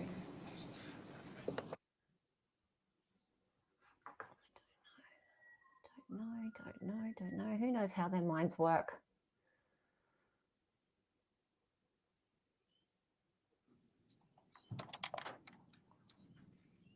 Okay, what's his name? He's very emotional. I've been watching him over on the other screen. Turning to 2016. Were you there when Christopher Jones was killed? Hello, stand near the mic, woman. Where were you? I noticed that on your stream yesterday that it was really quiet. No, it's been The great all courtroom. day. Backseat of the vehicle? Mhm. Whose car was it? Ooh, should I go for an acting job? Price, What color was the car? What? Blue Mazda. Mazda? It's been really good Who was all driving? day. But she's Price, Who was next to Maurice in the front? Larry, Who was in the back? she's walking away from the mic. That's her problem. Price. Were you behind Maurice or Larry? I was behind Larry. Oh, The come on, defendant dude. was behind Maurice? Oh. Mhm. So driver's side rear? Yes, ma'am. Why were you, was Anwar there? Yes, ma'am. Where was Anwar? He was behind us. In the truck. What truck was he in? He was in the truck he had that day. He's following us. Followed you? Yes, ma'am. Do you know how he got the truck? Was it a truck that he had long-term? Nah, just for short term that day, just for that day. He showed up in the truck that day? Yes, ma'am. Why did y'all go to 41st Street?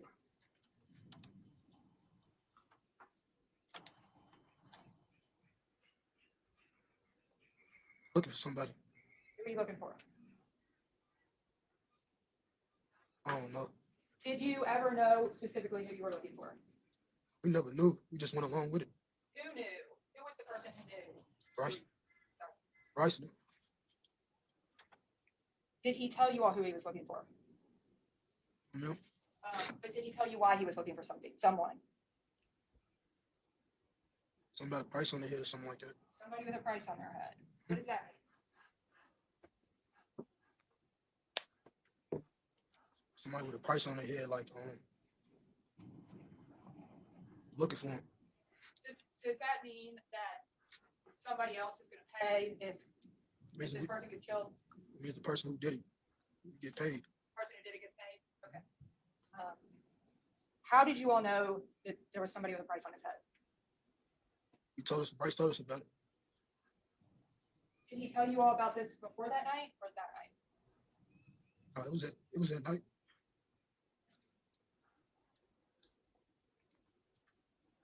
I have Did no you idea who this dude is.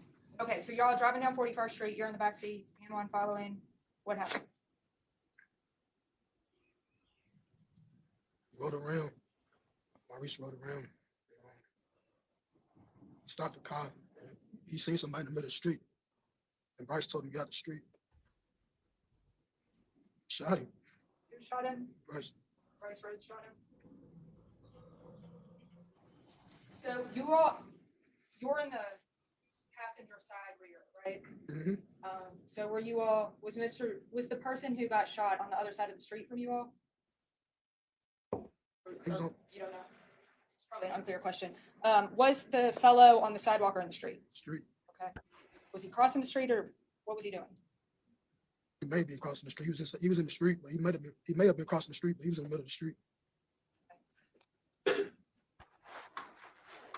Did Mr. Rhodes shoot him with a gun? I know that's obvious, but just to be clear, it was with a gun, correct? Yes, ma'am. What type of gun was it? 9mm. How did he get the gun? Got it from me. Where did you get the gun? I wonder if this Friend is of mine. Corey. Let me How long look have you had the gun? Hello, hold I on. have it Let today. me look up a You photo. didn't have of it it. a day, so you got it that day. Yes, ma'am. Why did you get the gun? My own protection. And how did Mr. Rhodes end up with it? He was with me that night. And he's with all of us at night. He told us that somebody had a price on their head, so he wanted the gun. So I gave him the gun.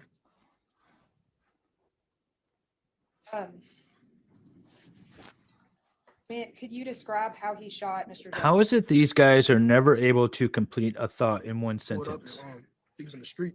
Not that bright. None of these Somebody witnesses shot can. him. I don't really remember. Somebody said get out the street or something Well, like that is Shot him. Corey. Were you sitting next to Brice Rhodes when he shot Mr. Jones? Yes, ma'am. Did you know Mr. Jones at all? None of us did. Had you ever seen him before? Nah, I ain't never seen him dead in my life. Did you ever find out if he in fact was the person with the price on his head? Judge. That's the statement. You want to approach? No, I can rephrase.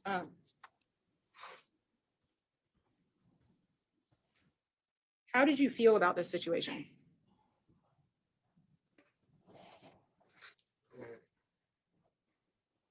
I was young. I just went along with it, to be honest with you. We all did, you know what I'm saying? Non-responsive. We just I'm sorry, what was the last thing? we just went along with it. Did Mr. Rhodes, to your knowledge, did he ever show up with money from this price on the head business? No, no. So After the deal? shooting, what did you all do? look at the ticker.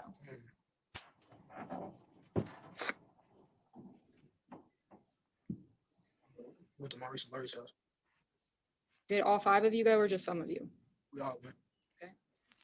What happened at their house? We didn't really talk about much. We just basically just told us not to tell nobody. That was it that I remember. Did you all discuss it later amongst yourselves? Not really. I mean, to be honest, we ain't never seen nobody like get shot, you know what I mean? So I'm not gonna lie, we was all scared, you know what I mean? It wasn't just them two, we was all scared, you know what I'm saying? Maurice, Larry, all of us, we was scared, man. You were scared? Yeah, we was young, you know what I'm saying? We didn't really, we just went along with it. I got to call an attorney. Did you all, any of you, discuss this prior to May 21st? Yeah, me and Maurice did. And Larry. He told me he wasn't messing with Brice anymore because of the situation. Did Brice Rhodes say anything? No. Okay. Did he say anything about Larry and Maurice?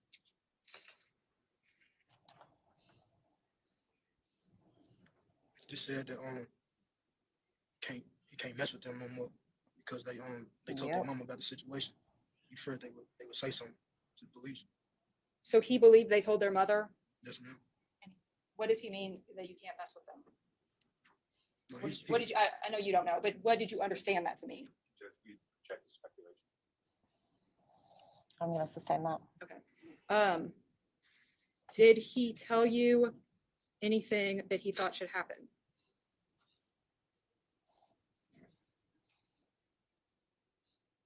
He feared they would tell him, so he was saying we can't mess with them no more. Yeah, get him back for telling him. That's how I remember. Get him back for telling? Yes, ma'am. Did he say anything more specific? Not really, not that I remember. Do you remember talking to Detective Tonelli about this? Yes, ma'am. Do you think if you saw a transcript of your conversation that might help refresh your memory? Yes, ma'am.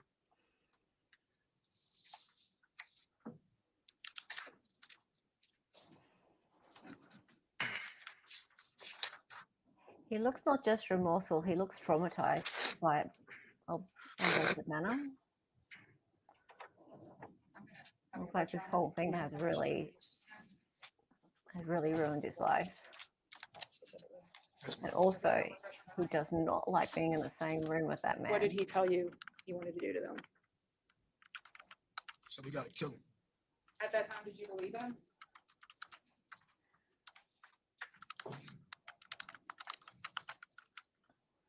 Shocked. I mean, I didn't know what to believe, to be honest, because of the Chris situation. I didn't really know. I just Not that keyboard again. I don't really know. Where were you when he said this? Yeah, it's true, Pixie. As I remember, it was just he was in the car one day.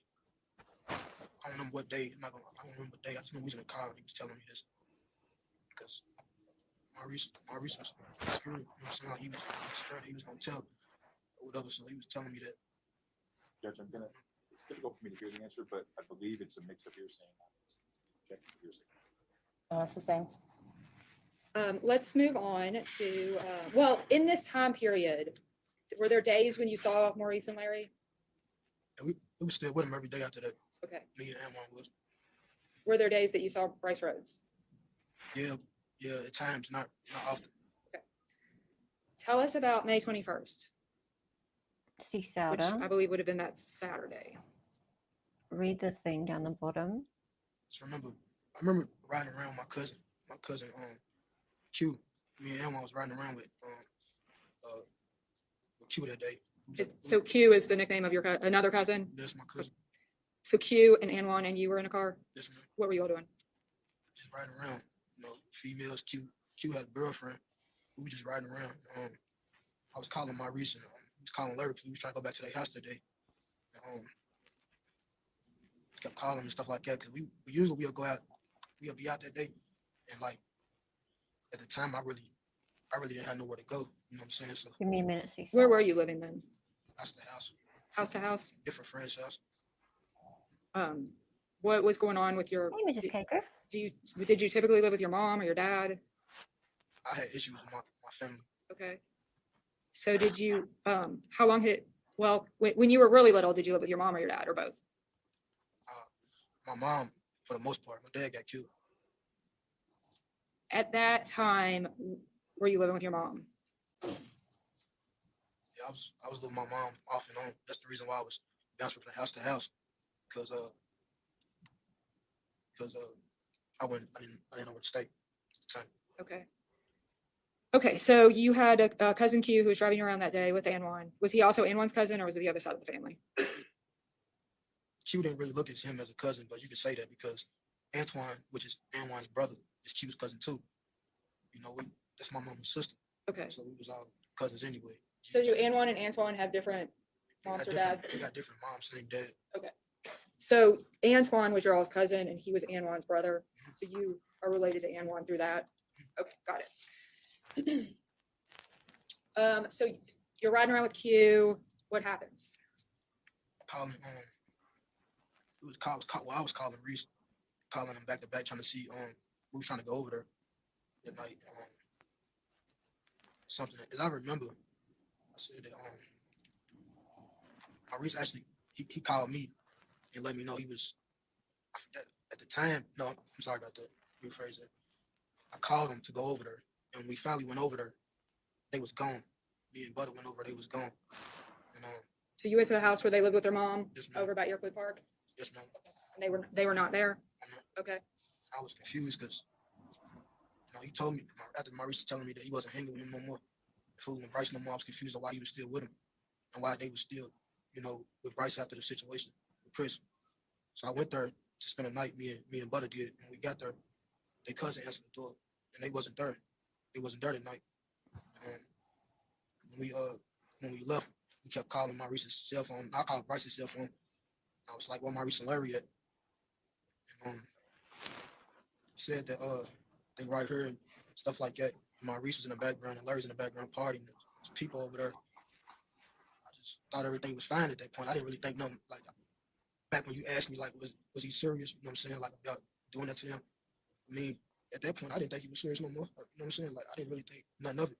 I thought he was just gonna let him live. We was all gonna be cool. Stuff like that. I didn't really think he really gonna do that. I thought we was gonna party. So I insisted on going anyway. Even though Q and Anwan told me not to go, I insisted because I ain't had nowhere to go. Q and Anwan really could have went to their family meeting. I just wanted somewhere to stay at night. I didn't really think about hurting nobody, nothing like that. We wasn't thinking like that. Anwan didn't want to go. My cousin didn't want me to go, but I insisted on going anyway. So you went to get someplace to stay? Yes, ma'am. So we went to Brice's apartment that night. My cousin Q dropped me off. He dropped me and Anwan off. Why didn't Q go? Q didn't want me to go anyway. Q didn't really fool. He didn't really fool too much with Brice anyway. He didn't want me around him, so that's why he didn't really want me to go. I don't believe a thing this guy says. As I remember, it was people in the house. I believe a female and two guys, a female and a guy, as I remember. So and they was drinking. Everything was cool at that point. You know what I'm saying? Everybody was just in the house, chilling. I remember two other people being there, and I never seen them before. Me, and one. Never seen them before. Were Maurice and Larry there when you got there? Yes, ma'am. Okay. So it was Maurice, tell me if I get this right, Maurice, Larry, Brice Rhodes, a female, and two dudes you'd never seen before? Okay. And so at first everything's cool? Yes, ma'am. Okay. How long did everything stay cool? Everything was cool until we was all drinking and we was all just there, and I didn't know the other two people that was there, the two was there. So I'm really confused at that point. I didn't really, we just partying, we kicking it, and then I remember that Brice said, he asked Maurice, "Are you telling on me?" or something like that. "Are you telling on me? Are you telling on me?" or something like that. Something like that.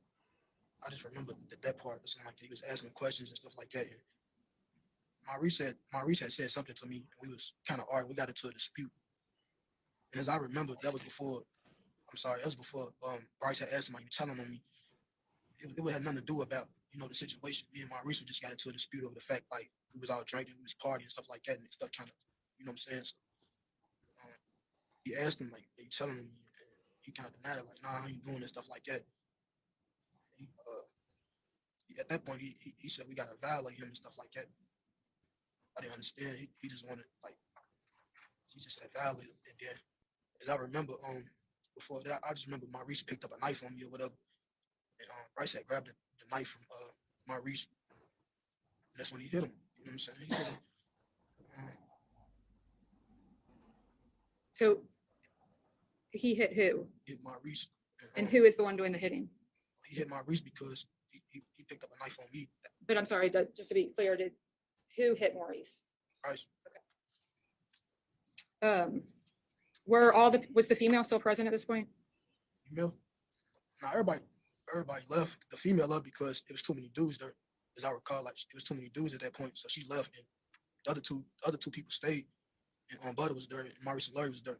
But after that, he kind of like he didn't really go at me with the knife. He did, but he didn't. It was aggressive, so he hit him.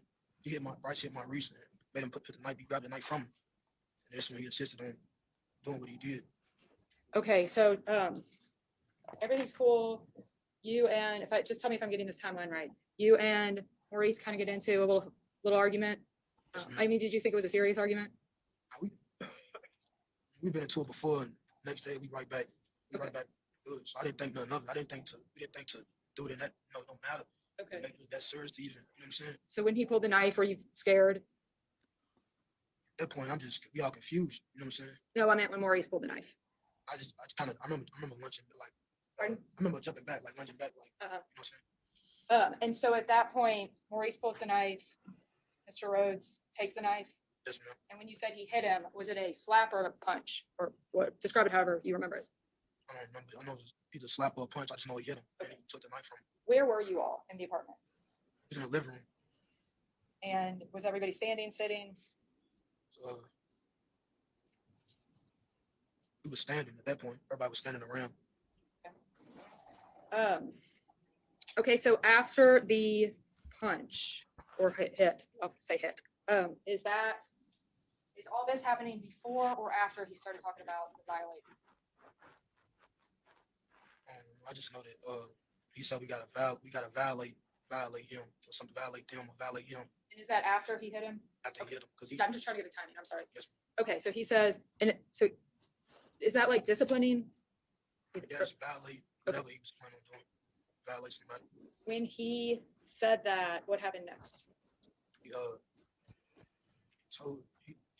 he said something about he told me to Brice had told me to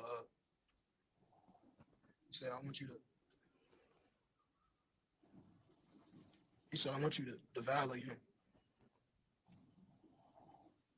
I was scared, so I'm like, what you mean?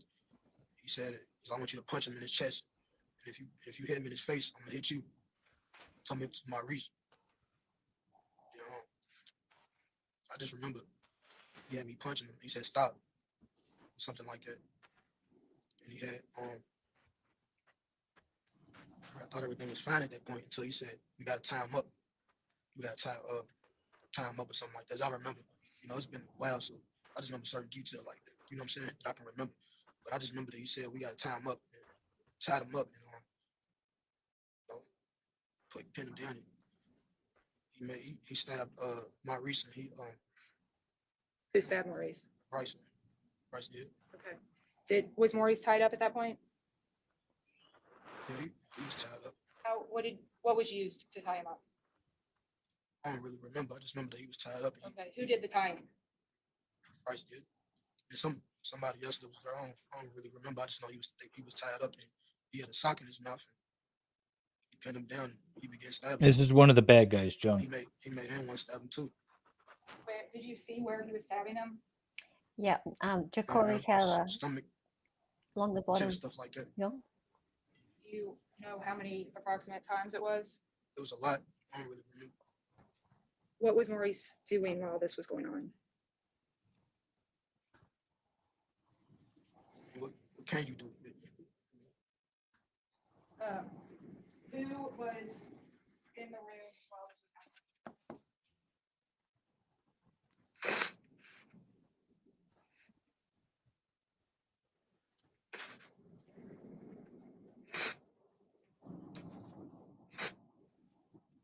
It was me, brother, Bryce, two other people, and Maurice. He's pretty much fighting, fighting, trying to, he made N1 stab him, and once N1 stabbed him, he kind of moved him to the door. He just had me standing there. You were standing by the door? He, two other people that was in there, I didn't really know. They was already there when we got there, so I'm thinking that, you know what I'm saying? And my man, I couldn't do nothing, stand there, worrying if somebody's gonna do something to us for, trying to interrupt anything. So he went to he kind of took my reach to the door. They all Okay, now it's more believable. But I told him he going to the door. And, Larry was in the bathroom. He made Larry come out, and the same thing happened to Larry. And once he did Larry, he made me stab Larry. So I'm sorry to make you talk through this again, but I want to just get the picture of where everybody is. While Maurice was being stabbed, where was Larry? Hey, Brendan. He was in the bathroom. How did Larry get to the bathroom? The other two people put him in there. You're Did late. Larry want to Take go a to the pregnancy bathroom? test. They made him. Could you hear Larry in the bathroom? I don't really remember. I just know he was in the bathroom until Maurice was pulled out of the living room. After you said Brice Rhodes stabbed Maurice a lot of times, and then he made Anwan stab him, Yes, ma'am. had Maurice stopped moving at that point? I don't really remember, ma'am. I just know that he pulled him to the side and made Larry come out next. How did he pull him to the side? Put him by the door. Was Maurice walking, or was he down on the ground? He was down. And did he drag him to the door, or carry him to the door? I just remember he was can I grab a tissue? I just remember he grabbed him to the door. He slid him to the door. I don't know, man. Then Larry came out. I just know he had somebody watching the door to make sure there wasn't nobody coming in the house. When Larry came out, could he were his eye? I mean, could he see what happened to his brother, or were his eyes covered? Not that I remember. You can't remember. Okay.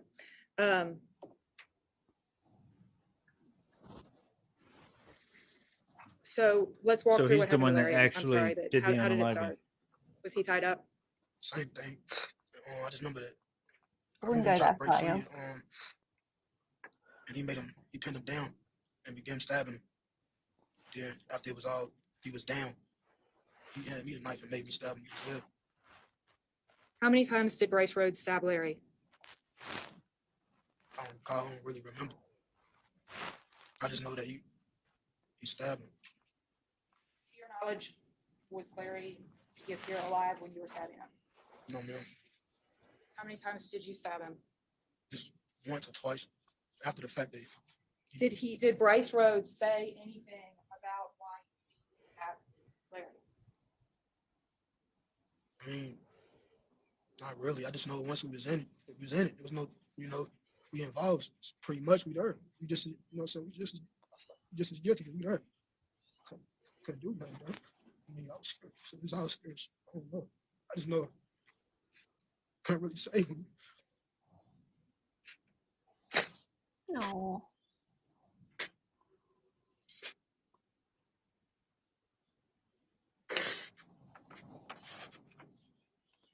How is it that this guy has so much control over everything? Did the other two guys participate in the stabbing in any way other than restraint? After the fact they was already down, he made them stab him as well. Did you know? I didn't these believe two him at guys first, all? but now I do. Yeah. Me and Emma never seen him. I believe Maurice and Larry knew the other two guys, but we didn't know him. Were you later able to give a description of How old was this guy at the time? either of them Do we to know? Detective Snell? Like About brown skin, 15, light I skin, or think. something like that. Well, as I can remember. This guy was Um, The 15. exact age. So Yeah, it you was- described one they of them were as all around light 15. skinned and one of them as darker skinned. He was light skin. Okay. Brown skin, light skin. Did you have anything else to go on?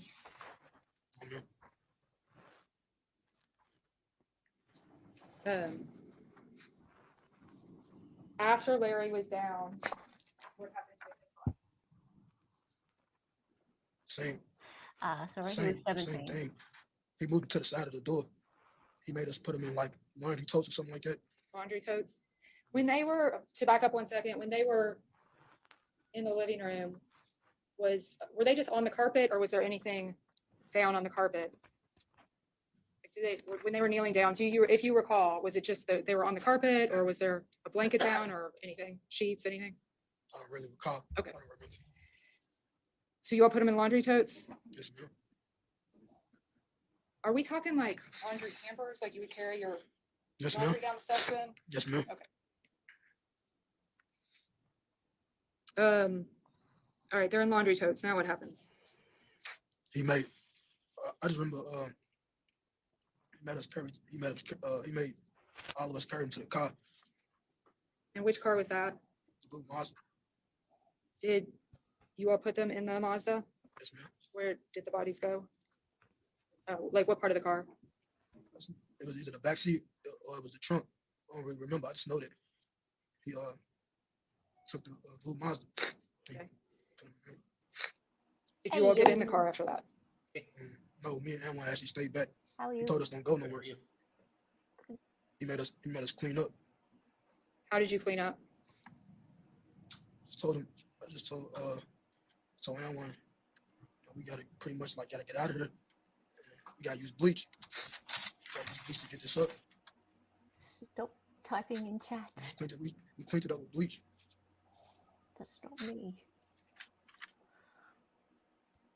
What happened next? Cleaned up till he got back.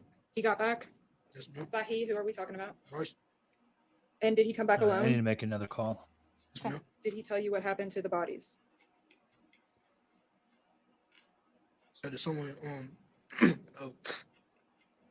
said it was burnt. He said he burned them? Well, did he say who burned them? Let me just say he dumped them in the backyard. And he told you the bodies were burnt? Yes, ma'am. Did he tell you where he dumped them? West End somewhere. West End? Yes, ma'am. West End. Was he satisfied with your all's cleaning job? I don't know.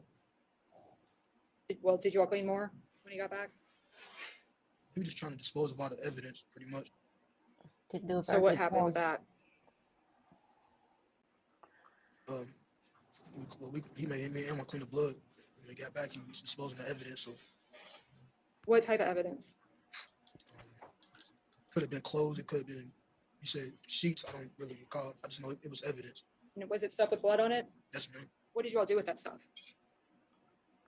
It was took to a dumpster and they burnt the stuff up. Okay. Why didn't you and Anwan just leave during the night? He said, why didn't we? Why didn't you? While he was gone. I was too scared, to be honest with you. I wasn't even in my right state of mind at that point. I mean, me personally, I never witnessed or seen nothing like that in my life. So, man, I don't know why we didn't leave, man. To be honest, I just know we were scared. We just went along. We just did what he told us to do. So when he got back, and you all dealt with the evidence, what happened next? I just remember riding around and getting dropped off, as far as I remember. Where'd you get dropped off? I know we went to a few spots, but I don't really remember the spots we went to. I just know we took us somewhere. I went home, and then Anwar, he got dropped off somewhere. So, after that point, I went to my grandmother's house, and that was it. Did you eventually, did you have a pair of black Timberlands?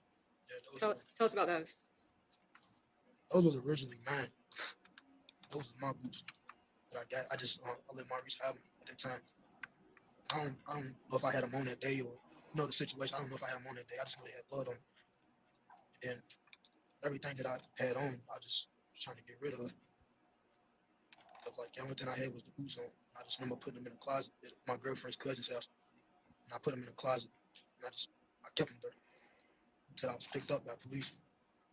Was that Monisha Anderson? Hmm? Monisha, was that her name? Your girlfriend's cousin? Yeah, Monisha Anderson. And was that on Liberty Bell? Yes, ma'am.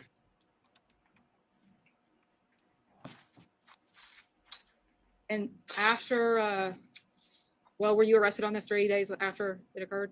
I was arrested on May 25th after the 22nd. So, you know, I was arrested. And I knew they was coming for me, obviously. They already arrested Brice and Anwar, so I knew they was coming for me.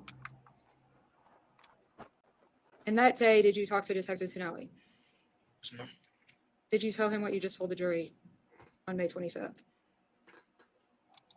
Around that time, everything, my first testimony, my first statement, I did. What sort of statement did you give at that time? I just told them that I didn't know. Why did you say that? Oh. Scared. I didn't know. I just didn't want to say what was going on at that time. I be honest, I really didn't want,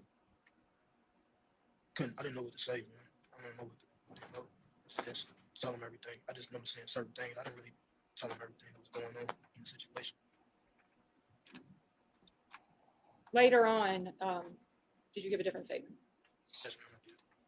And what had changed at that point? John. Everything I just said, pretty much, in the first one. Everything I just said. We Is this think the true you're fun, statement? John. Yes, ma'am. At some point, did you receive some correspondence from Brice Rhodes? Ooh. A letter? Yes, ma'am.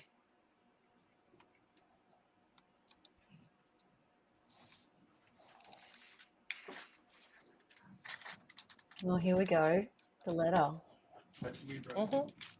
And he's like, no, not this. No, it's not from me. Consciousness of guilt evidence. It's written by some AI bot. Russian bots. Julie Jensen's letter. Julie Jensen's letter.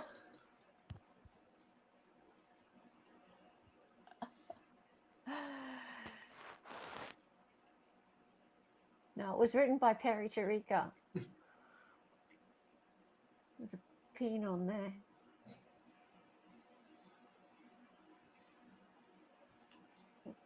Evil face rub.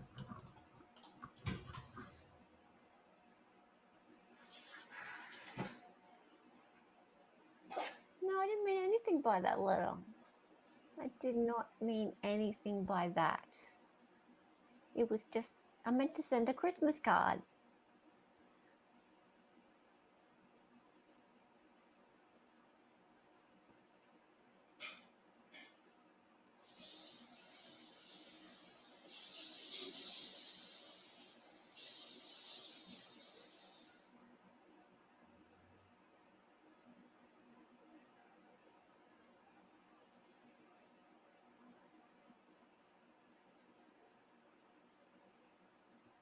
Not just a dark hole, but a moist one too. So a moist hole is better than or worse than a dry hole. Okay.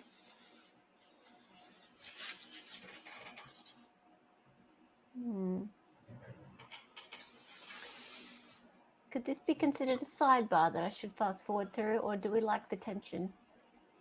Up to you. Oh, hang on. Kitty cat's at the door.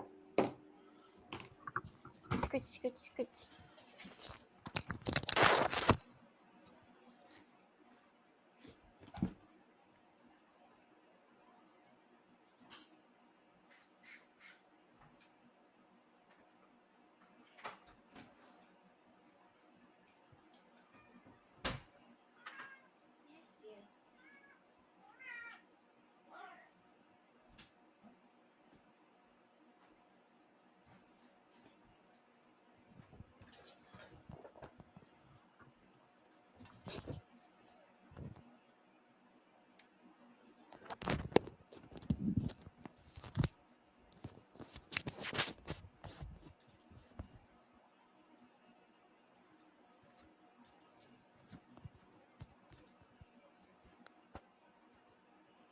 Yeah, I think this might be a fast forwardable moment.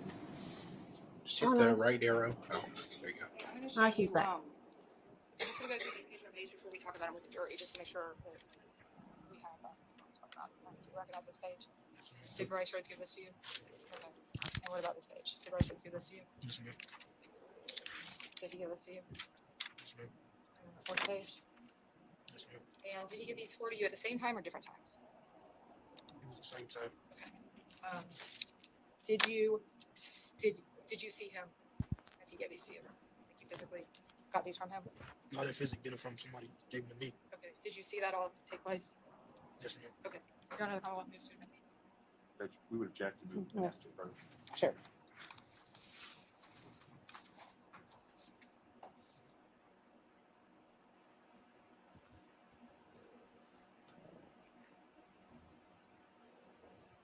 Purry kitty cat. You're purry. Oh, such a sook.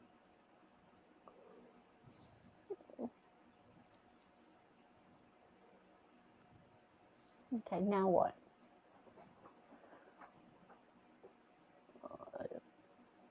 You're not a happy man, are you?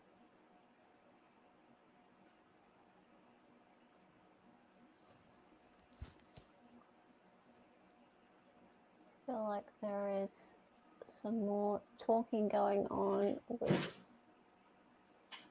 the attorneys. No.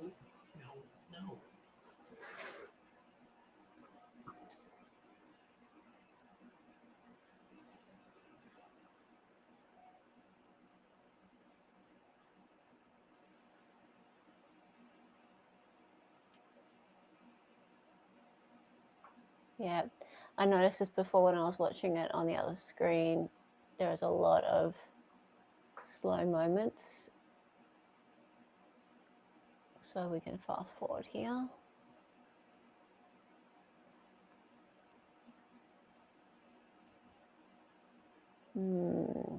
Evil face rub.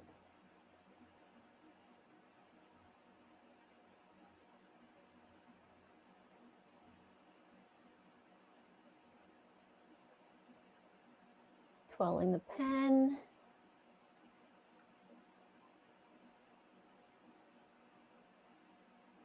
I got a map. Is what you asking? Oh, hang on. Back. There we go. Mr. Taylor, did you recognize this as Brice Rhodes' handwriting? I mean, I know it's passing. I don't know if he writes like that. Map is what you asking. I don't know if he writes like that. Here we go.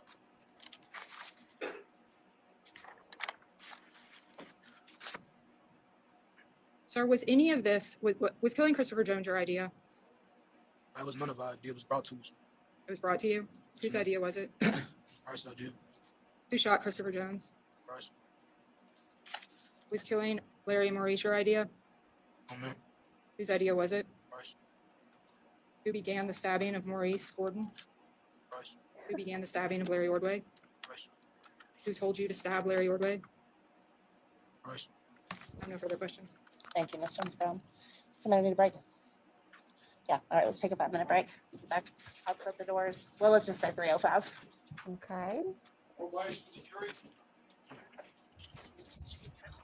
How did the rest of the testimony go? Pretty much as expected. There was a big break there whilst they were talking about that letter being let in, and we didn't get to. Ooh, Turn the white noise on. what's he having a little giggle about? Hang on.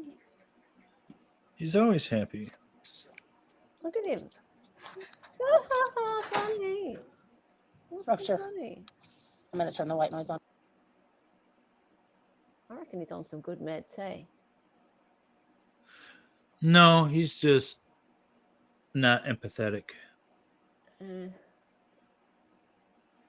I think he.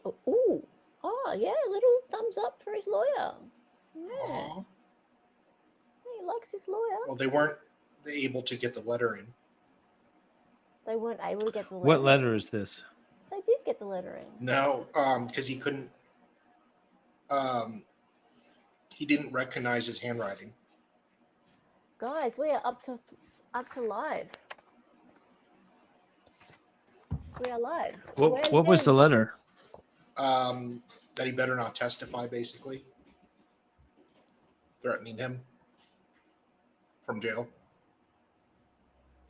Lovely. Well, this guy has some cojones, but I don't think he has anything to back it up because it's clear he can only entice children, and I don't think he has that reach anymore. He's going to get out. Hey, Freaks But Moment. the P standing for pisshead on his cheek is really good. What is it, like popping cock or something? What's his name? His rapist name? Oh, yeah, popping something. Yeah. I can't remember. Yeah, popping cock. We have caught up to live, guys. Check us out. This has worked out quite well. I want to know why he has the Band-Aid on the back of the head. I guarantee he took a blow to the back of the head with something. No, we think it's actually a tattoo that's quite offensive. That's what who was saying that One Blessed Nana, and she knows. She lives in the area and she is quite down with this whole thing. I'm going to still irresponsibly speculate without any shred of evidence that somebody hit him in the back of the head with something in jail. Okay. Because I want that to be more true than the tattoo. Yeah, that would be more fun. Mm-hmm. We all live. We all live. Yeah. So you think it's acne? It's a giant pimple. Well, the back of his head is gross looking. It is really gross looking. It is absolutely disgusting looking. A girl can. He was better off with hair. Legal advisor said what? He had it for over a year at least, so it's a tattoo in my guess. He's had what? The thing on the back of his The head. Band-Aid on the back of his head. Why would he have had a Band-Aid on his head if it was a tattoo? It's covered Because he up. probably for had trial. prior court hearings. But Covered up for hearings. why would, if it was just a judge and no jury? What's this thing about the colostomy bag? Oh, I don't know. Get a colostomy bag per rap video with no shirt. I have. Oh, I've we seen watched the rap this video with no rapist shirt. There was no colostomy videos. bag. I'm gonna go back and look. What's his rapist name? Oh, you don't have to. You just have to type in Brice Rhodes rap video. Yeah, but see, I don't even know enough about him to know his name. Hang on. No, but yeah, it comes up when you do that. He has Boils. feelings too, you know. Maybe, but I don't care about them. I wonder. Yeah, I wonder if he's had cancer or something. Who knows? Hopefully. But I mean, to get a colostomy bag in America, you have to have insurance, don't you? No, No. no, you can pay out of pocket. Where would he get money? Yeah. I used to do a lot out of pocket. Really? Yeah, I pay for everything out of pocket. It's actually cheaper that way. Healthcare? It's cheaper than healthcare for a colostomy bag. That's expensive. Well, I mean, as long as you though, don't that's have very- anything extremely major, Yeah. it actually, the doctors make less, but usually give. Well, I don't know if they make less, but they give you better deals Do if they? you pay cash. Well, he's got a big old gut for sure. He really does. Do you want to share that to screen? Whatever Yeah. you're looking at. EU's misses it. Yeah, that's what it is. Yeah. Just that Turned we're not on. watching anything right now, so. Okay, hang on. Present, share. Okay. Ugh. Mm. He's not a very attractive man. He's definitely lost some weight since he's been in jail. Yeah. Definitely got his. So I girls was thinking looking for about like a colostomy bag or something, but I don't see Mm. anything. I just see No, not gross there. belly. it. Nice nipples, fat ass. Salvador Dali, the one to talk. What? I have delightful nipples. Boobs. Crohn's disease can lead to colostomy bag. Yes, it can. Does he still have that 5 on the front of his neck? See the P. Hang on. Oh, it flashes so fast. I think it's just a tattoo. I'm not even listening to the music. I'm just No, looking no, at it's the not. ridiculousness that is him. Hmm. I like him. I kind of want to take this and dub in like a different kind of music. Yeah, yeah, yeah. Like a Like I'm bacon. gonna do Frozen? that. Let it snow, let it snow. Something. Hang on. Here we go. Maybe I'm a I'm Barbie definitely girl. gonna be dubbing in something over this. Yeah. Right there, just about his belly button. Where, John? Hang on, let's go back. Give me some song IDs. Oh, oh, oh. Okay, you're saying that thing above his belly button is what? a Thank you, hole little for a peanut. colostomy bag.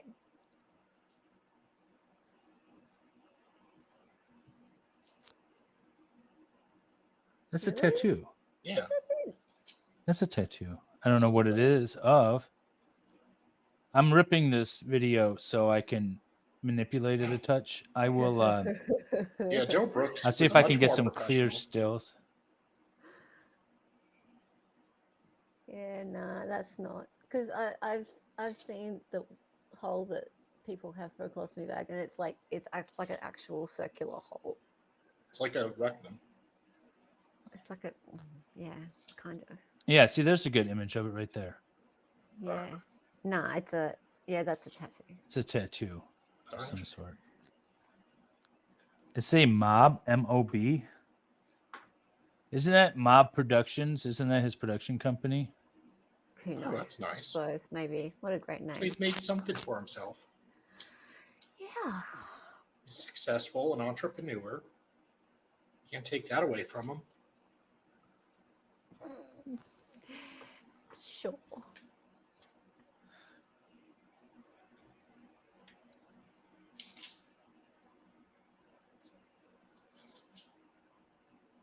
Guys, let's not body shame him.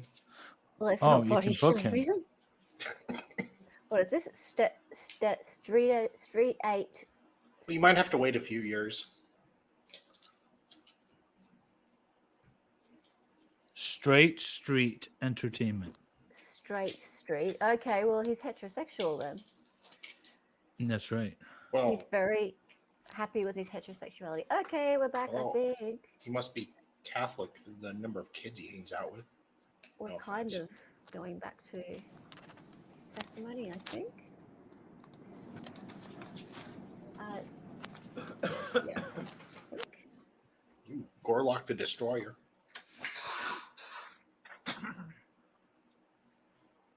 Oh, God. Awful. Cat, careful. I'm gonna ask you some questions. I can tell you right now. He was part of the before. I can't hear him. Ask if you can. So everybody can hear you, okay? Yes, sir. Here we go. We have a lot of things I need to ask you. Oh, I'm not And- bored. I'm gonna ask you about a lot of the same topics that the prosecutor asked, but I have some different questions. Okay? Mhm.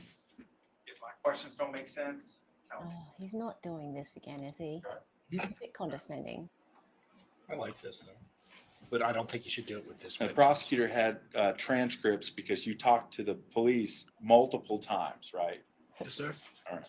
I got them too.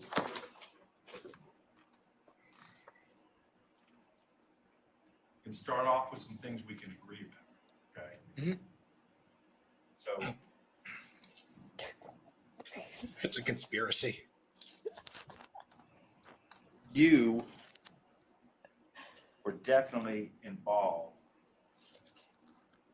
in these deaths, right? I was present. Yes, sir. I was there. I really shouldn't call them this. I'm gonna call them this. Sir, You were involved in all three of these murders? Right? I was present.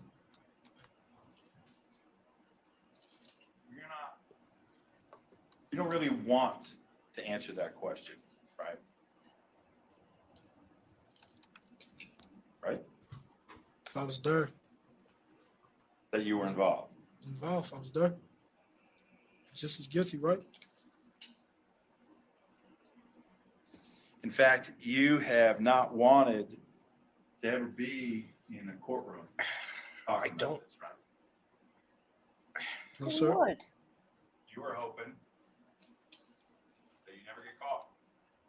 He's not, you should not go hard on this guy. He's sympathetic, Yes, sir. believe it or not. Yes, sir. I want to ask you about another thing that we agree about. The gun. Gun that you admitted when the prosecutor was questioning you, the 9mm, right? Yes, sir. You purchased that? Yes, sir. Purchased that by yourself? Yes, sir. Where'd you Yeah, buy I it? guess, man. But the lawyer, Little Bill. Out in the home Chat's fine. that night that happened. Tell the jury where that home is. Maurice and Larry's house. You purchased that gun at Where did he say? Maurice and Larry's house. Yes, ma'am. Yes, sir. You purchased it the night of the first murder. Yes, sir. Which room of the house were you in when you made that purchase? No, no, I was downstairs. I really couldn't hear that. I was downstairs. Was it in the living room, the kitchen, a bathroom? Say that. I'm not trying to be a jerk. I really couldn't understand that last. Downstairs. I don't remember what room. I just know I was downstairs. So you're saying it was downstairs, you just don't remember which room? Mhm. Okay. But you remember buying it. Was it with cash? Did you buy it with cash? Yes, sir. Remember how much? Oh, credit card. Like $200-300. Where'd you get the money? I don't remember. Yeah, I get it. Who'd you buy it from? A friend of mine. Who? A friend of mine that was there. I understand that. I am asking you who the friend is. He was kin to Maurice and Larry. He was kin to Maurice and Larry, and I bought the gun from him. You bought it from someone related to Maurice and Larry. And currently, I'm going to ask you again. I'm not trying to be a jerk here, but you really haven't answered my question. Who sold you the gun at Maurice and Larry's house? He was a friend of theirs. I know he was there that night. I'm not trying to be a jerk. I actually. It's a friend of Maurice and Larry's. I bought the gun from him. He was there that night, and I bought the gun from him.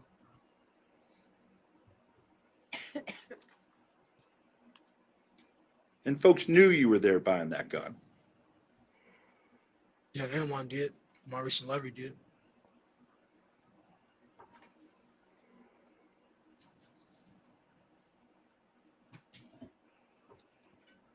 You said that it was the same day as the first murder. I'm not asking you exactly what time, but was it at nighttime? It was at night.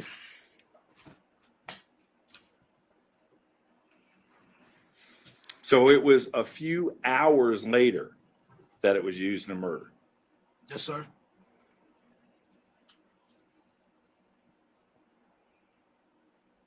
I think they made their point. And but yeah, You said to this jury today Hmm. that you got it for your own personal protection. Yes, sir. That's because telling this jury you got that gun for a murder sounds pretty bad, doesn't it? My God. Doesn't sound good, right? Doesn't sound good, but I didn't get it for that. I didn't purchase the gun for that. Purchase it for me, my own protection. It wasn't used for your protection, was it? Nah. I didn't have it long. I didn't have the gun long to even use it. That's exactly where I For my was going. protection. That's exactly where I was going next. And you got rid of that gun. No, Still got it? gave it to Brice. That gun was disposed of that same night, right? Correct? That's right. No, he stole a kid's gun.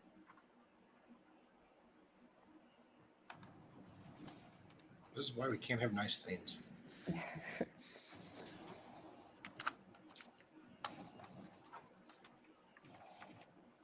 Your cousin, N1, right? Mhm.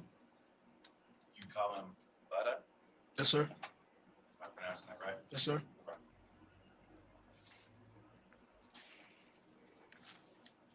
You agree that he was in a truck the night of the first murder? Yes, sir. I'm sending you guys, or I'm Pickup truck? posting a Yes, sir. video in Right. Discord, and I Yes, sir. tagged you both in it. Okay. Stolen pickup truck. It's still Say uploaded. that. Wasn't his. He was too young to drive. I know your answer was, you can say that. Yes, it was. You helped him steal it. No, sir. Stealing is wrong. That truck ended up getting burned, didn't it? Yes, sir. Where did you burn it? I don't remember. You helped burn it. Not to my knowledge. Not that I remember. Anyway, sorry. Not that I remember. I didn't help burn no truck. Not that I remember. Your answer to whether or not you set fire to a stolen pickup truck is not that I remember. I don't remember burning no truck. I didn't burn no truck.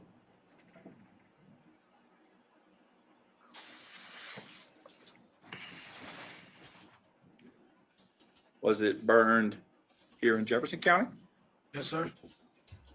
In Louisville. You know the county pretty well. Where was it? In Louisville. Yeah. Sure. I don't know where. I don't remember where, but I know it was in Louisville. Yes, sir. It was burnt in Louisville. About when was it burnt? Same day or the next day. I know it was after the Chris incident. I know it's burnt after that.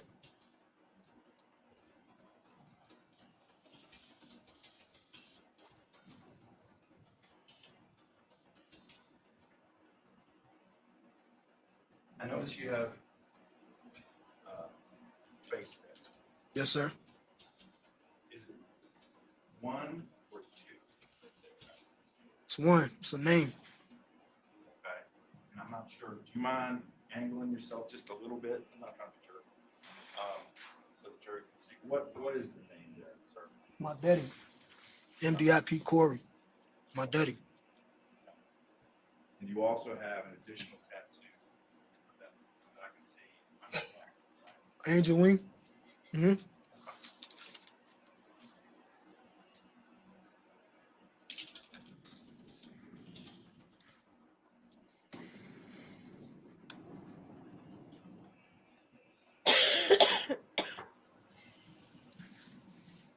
I want to ask you about something else, okay? Yes, sir.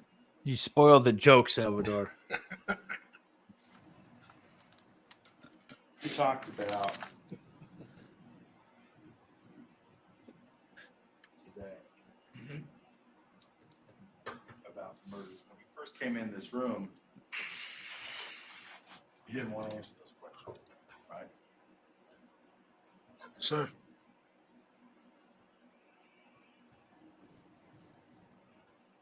It's fair to say that this isn't the first time you have not answered those questions. That may be a bad question I just asked, so I'm going to ask it different. I'm not liking this cross. You didn't want to answer any questions about your involvement either, did you? No, sir. Oh, Cat, seriously. What you're saying today is that Larry and Maurice are friends of yours. Yes, sir. you're also admitting to this jury that you were involved in the murders. Yes, sir. I was there. A bit more than there. I was there. Well, let's talk about some of the differences between just being there and what happened. I'm glad You're you- telling this jury that there were a whole bunch of people there, right? More than 5. Yes, sir. You told this jury that Maurice actually started something with you. Yes, sir.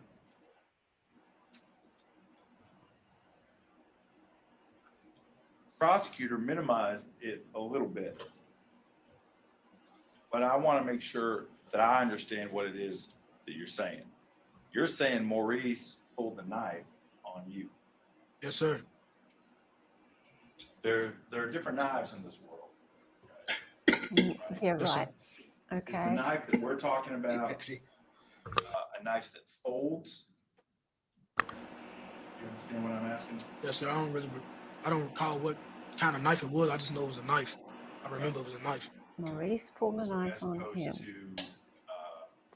a kitchen knife or something like that, they're different. So you're saying you can't identify, you don't know what knife at all? Is that what It you're saying? wasn't no regular kitchen knife. It was a knife. I just know it was a knife. It wasn't no That's not a kitchen knife. knife. Okay. Not This is a kitchen. knife. Did you see, and I'm asking you on your own, did you see him where he got it? Out of his pocket, someplace else, you know? Not that I recall. I just know it was a knife there. He kept a knife with him. So was it his knife? Was it his knife? Yes. Yes, it was his knife. So was No, it- no. You talking about Maurice's knife? I am. No, it was his knife. It wasn't his knife. I'm sorry about that. Wake your mind All right. up. He picked up a knife that Brice had, that Brice carried with him to attack me with it, to charge at me with it. Okay. Yeah. So that's the knife, and if I'm being confusing, you tell me, all right? That knife, hold on to. Yes, sir. Can you tell us about that knife? What did it look like? How big was it? Stuff like that. Like I said, I don't remember. I just know it wasn't no kitchen knife. Okay. Well, why? I I guess he's, think you just told me, but I'm not 100% sure I understood it. So where did he get it? trying Was to it on the impeach his table? credibility. I don't recall where he picked it up from. I just know he picked it up and charged at me with the knife. Okay. I don't remember where he got it from. I just know, yeah. He charged at you with it. Yes, sir. Can you show us with your hand how he was holding it? I just remember he was like this, not like running with it, just like this, like holding it, like trying to come, trying to come towards me. Yes, sir. Okay. But was he defending himself? What was he doing with that hand that was holding the knife? Yes, I sir, you remember missed just that. him coming toward me with the knife. Aren't they Oh. talking about the defendant or the unalived guy? Okay. How he looked Was and stuff. was I he? think the They're defendant, talking about Maurice. Maurice is decedent. He wasn't running. He wasn't Oh, walking. yeah, He was just trying okay. to come towards me. People was pulling him back to not come towards me. So other folks were holding him back. Yeah, to not come towards me, to stop him. All right. Was he also talking while he was doing that? I don't remember. He was just mad. Okay. But he was mad. You could tell he was mad. Yes, sir. Maurice was mad and coming towards you with a knife. You said, I'm trying to get this right, a minute ago, you lunged back. So you went back. Yeah, I stepped back. Yep. Okay. What You the? did that because you didn't want to get stabbed. Correct. Yes, sir. And the only reason you This didn't is get new. stabbed is because other people grabbed you. That's right? actually not an not a bad argument. He wasn't gonna stab me. Well, you lunged back because you were concerned he might, right? Yeah, I lunged back, but he wasn't gonna stab me. Well, he didn't stab you on this particular, did he? Right? In part because people grabbed Holding him back. up, Yes, right? sir. hmm Now, all this stuff we're talking about right now, everything we Okay, I just changed talked my mind. I about, like his cross. with Maurice, the knife, and all that. When the police first questioned you, you didn't say any of that. Right? I mean, I said something, but I didn't say about the situation. I didn't say about the murders. Well, what you actually said was, I don't know what you're talking about. I wasn't there. Does that ring a bell? That's what I said. So all these things you're saying here Yeah, this to doesn't this explain the other jury, two. the first time you were asked about them, you said, I don't know. I can't help you. I wasn't there. Yes. You said, why are you holding me? I didn't do nothing. Right? Correct, Mads. In fact, you said that over and over and over. That wasn't true. I have just completely lost this entire testimony All now. those things, right? Those are all lies. Right? That wasn't true. The first statement. It wasn't true. But you swore it was true. You said it's true. It's true. Let me go. I didn't do anything. Right? Yes, sir. But you were lying. Yes, sir.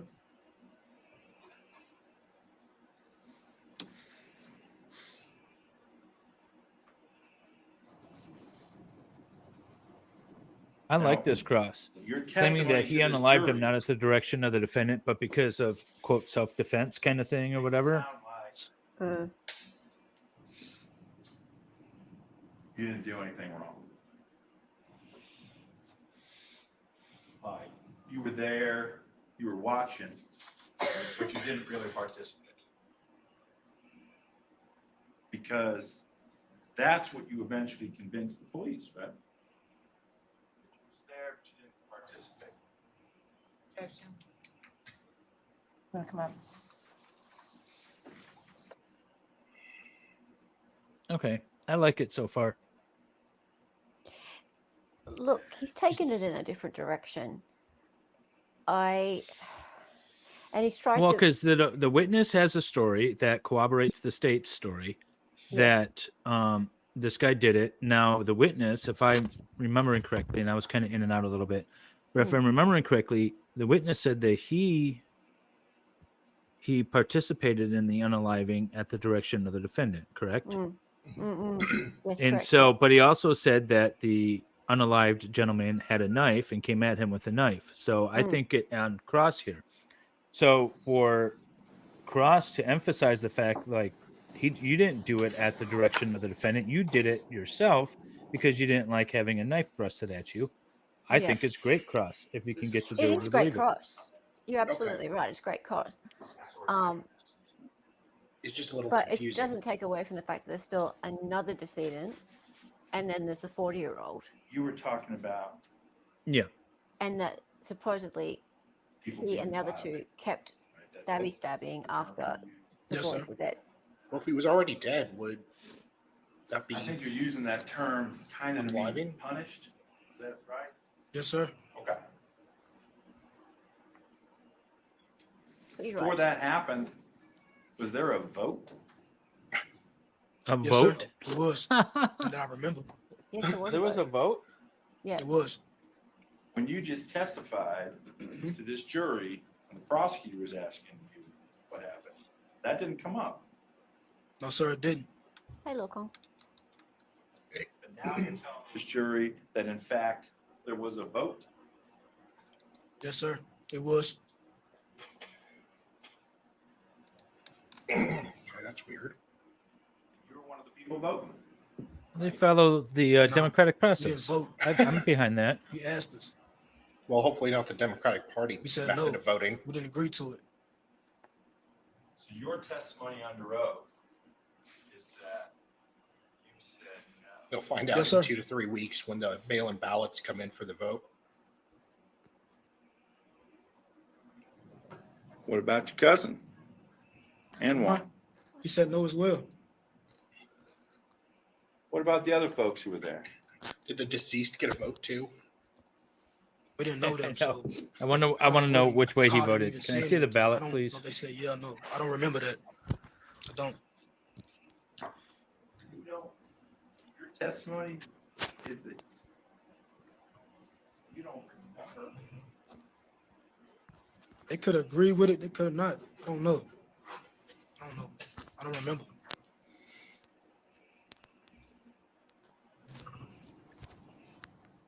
this is a vote. You guys should that have that according to video. you now, resulted in 2 deaths, Mm-hmm. right?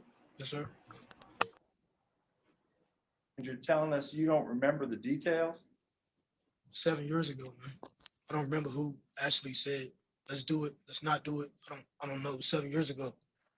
But you want this jury to believe that you, in this vote, voted no. Yeah. You said no.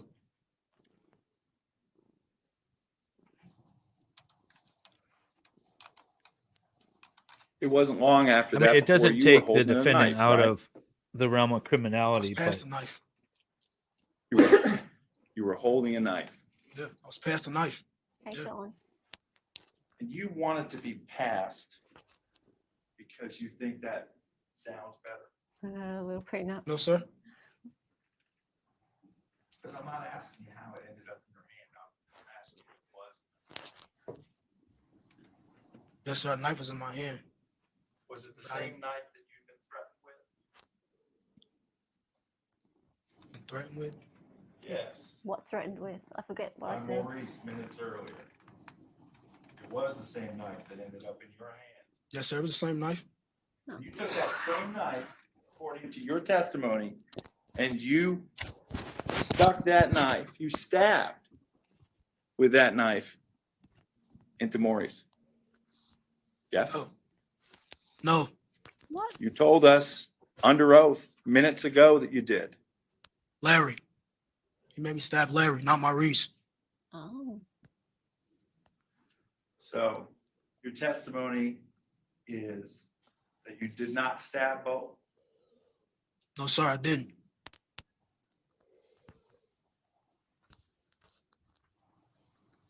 So that knife that you've been threatened with, you only stabbed one of your friends.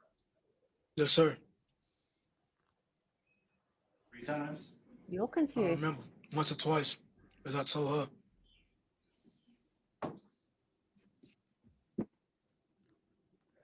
These details matter to you, right? Yes, sir. They're important, right? Yes, sir. And you want to make sure that the jury in this court don't know what really happened to Maurice and Larry. Isn't that true? No, that's not true.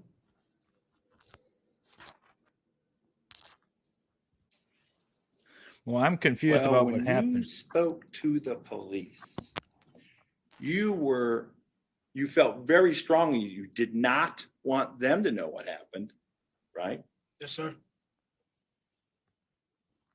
As you told us earlier today, because you didn't want to get caught. Was the first thing I asked you. And you talked, I know you may have talked with multiple people. One of those people you talked to is in the courtroom, right? Yes, sir. Can you point at the officer in the courtroom who spoke to you? Do you Him. know his name? Detective Tonelli. That's correct. Him. Do you remember if Detective Tonelli was there every time that police were speaking to you? Yes, sir. He was. Yes, sir. Was he running the room? I don't remember. I just know he was there. He was present. Okay. Mhm. He talked to you a lot, right? These weren't short conversations, right? And that's not a trick question. I mean, it's not like you didn't talk to each other for 5 minutes or something. You talked to each other for hours, Mhm. right? Okay. One of these So- meetings is 126 Kong. pages, just one of them. Does This that is surprise you? cross-examination. That even just one of them is 126 pages long? No, that don't surprise me. Okay. So the lawyer should be testifying and the witness should be confirming that testimony. Essentially is what's And happening. the in police told you that you were going to get charged with murder, right? Yes, sir. Now, you didn't want to get charged with murder, right? No, sir, I didn't. So you lied to this man right here. Right? Yes. Yes, sir. And you didn't lie once or twice or three times. You lied over and over and over. Right?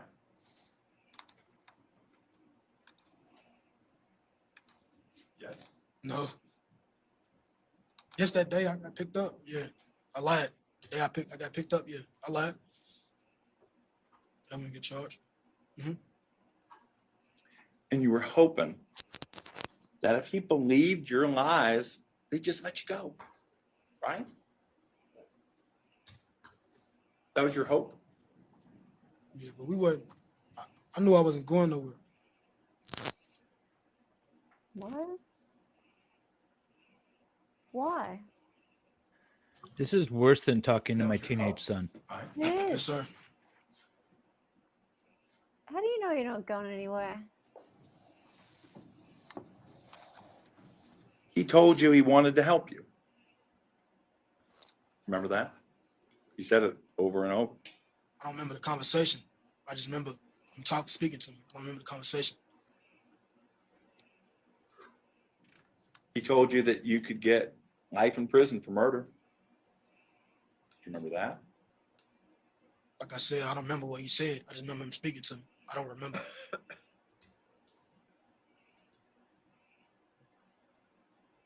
When he was telling you that he wanted to help you, he also told you part of your job would be to Hello, help kitty. Hi. people that. No, I don't remember the conversation. I remember me speaking with him. I don't remember the conversation, everything, all the details that was spoken in the interview. I don't remember. Well, he told you details about his own life, and I'm not going to ask about that. But remember him? They got you food, right? That's nice. Something to drink. Yes. Yeah. Okay. And you sat together. He wasn't yelling at you, right? He didn't yell at you.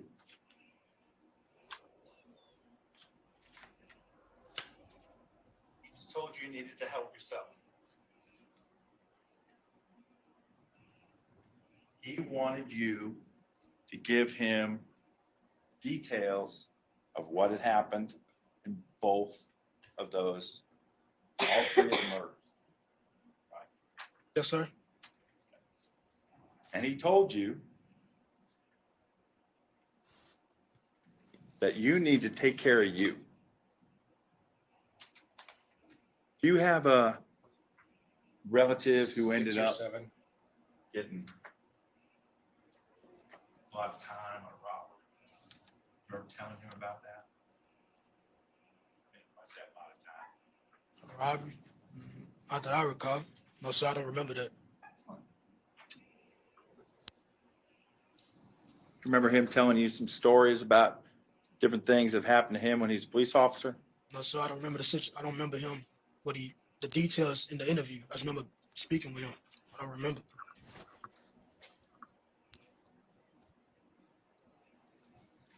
At the end of the first interview, do you remember him getting a little bit frustrated? I don't mean yelling at you, a little bit frustrated that you weren't answering the questions the way you wanted. Remember that? No, sir, I don't. Remember him coming out of papers and saying, it's gonna be your last chance. That part I do remember. Okay. But it turned out it wasn't your last chance, right? Because he came back. Right? Came and talked to you again. Right? He could have. I don't know. For the record, I am not a cat person. You remember that there was more than one time you met with the police, though, right? Yes, sir. Yeah. Okay. Cover his ears.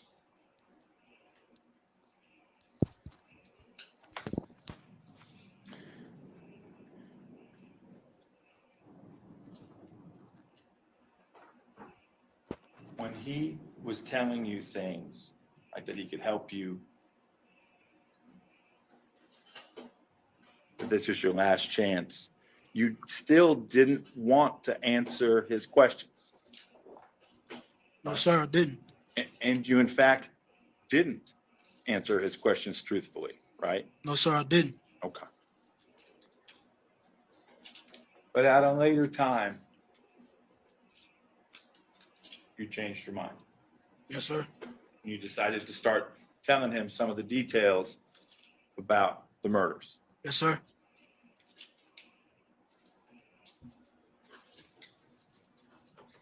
Because you in fact got charged with 1, 2, 3 murders, right? Yes, sir.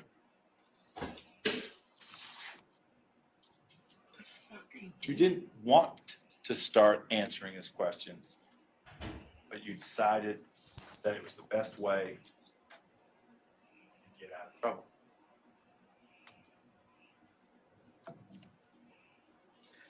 You can say that, but it's just the right thing to do at the time. It wasn't the right thing to do when you were first talking to the police, right? It's too scared to do it, man. And you were so scared in this whole situation Mhm. that you took Maurice's shoes. Wasn't me. I don't recall that. We've already talked about how those shoes, the Timberlands, were recovered at your girlfriend's cousin. They was my Timbs. All black Timberlands. That was mine. That you took off the body of your friend. No, sir. I don't recall that.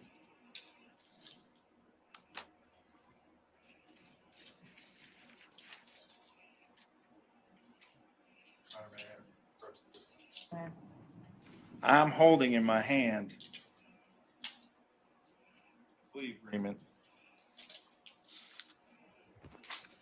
that you signed and executed, okay? Yes, sir. I'm giving this to you. I'm gonna ask you some questions about it, okay? Mm-hmm. All right. First,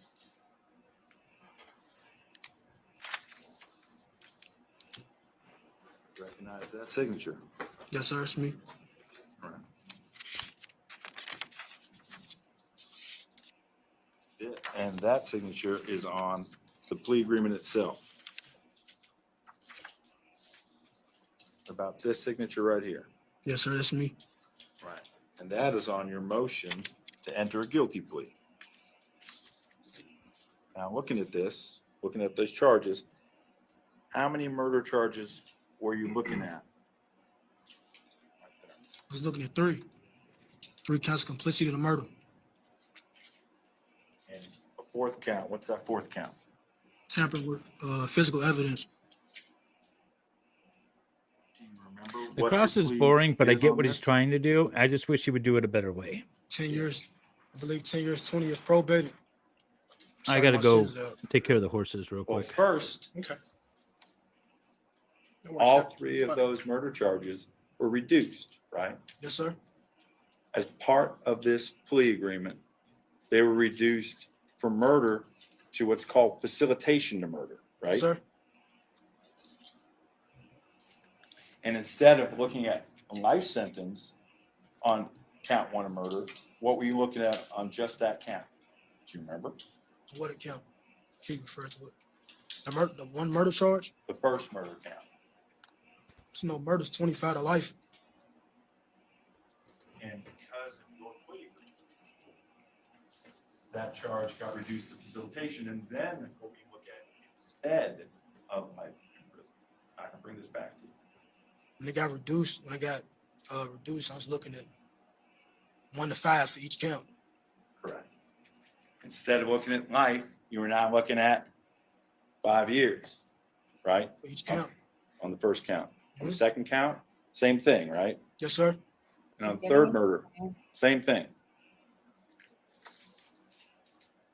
On the tampering with physical evidence, same thing. Yes, sir.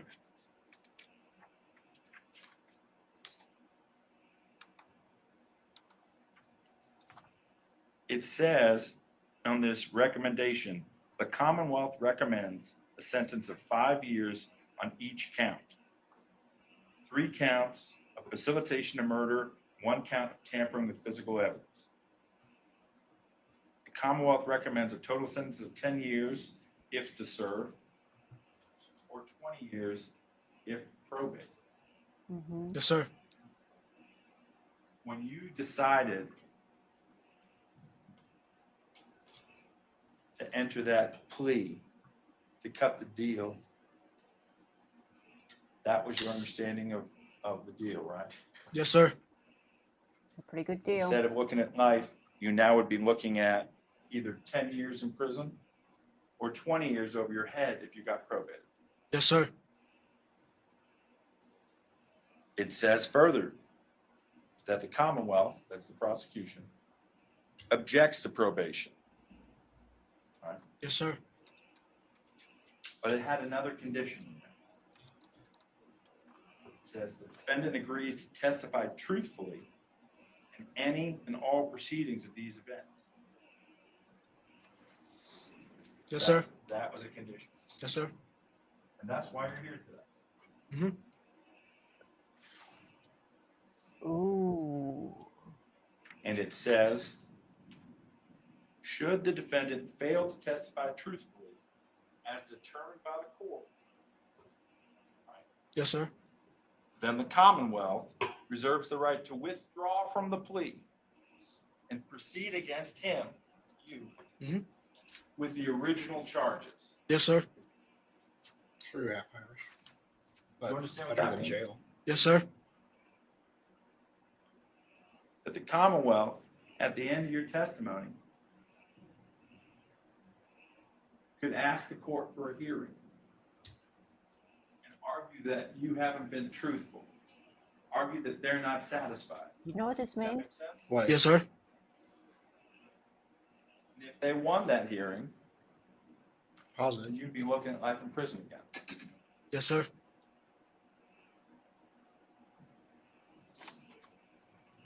You don't say what we want, you go into prison after this. And you don't want that to happen, do you? I've been in prison. I don't want to go back. Of course, I don't want to go to prison. You in fact served about 6 years on this? Is that right? Roughly 6 years, almost 6 years. Yes, sir. Well, it is You pretty got scary, out. scary. On the 1st of September, 2021, does that sound right?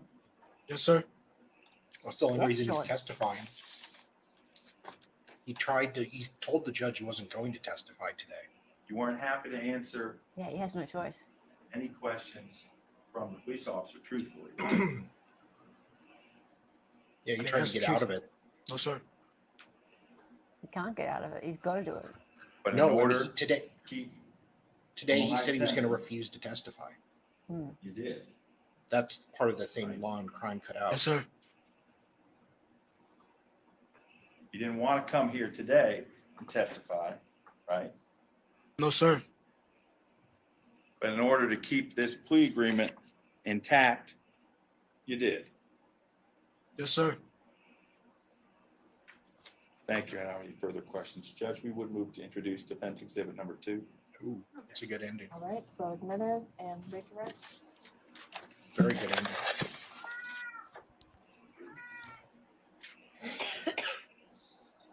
Oh, hey, Lou. Hello, Blue.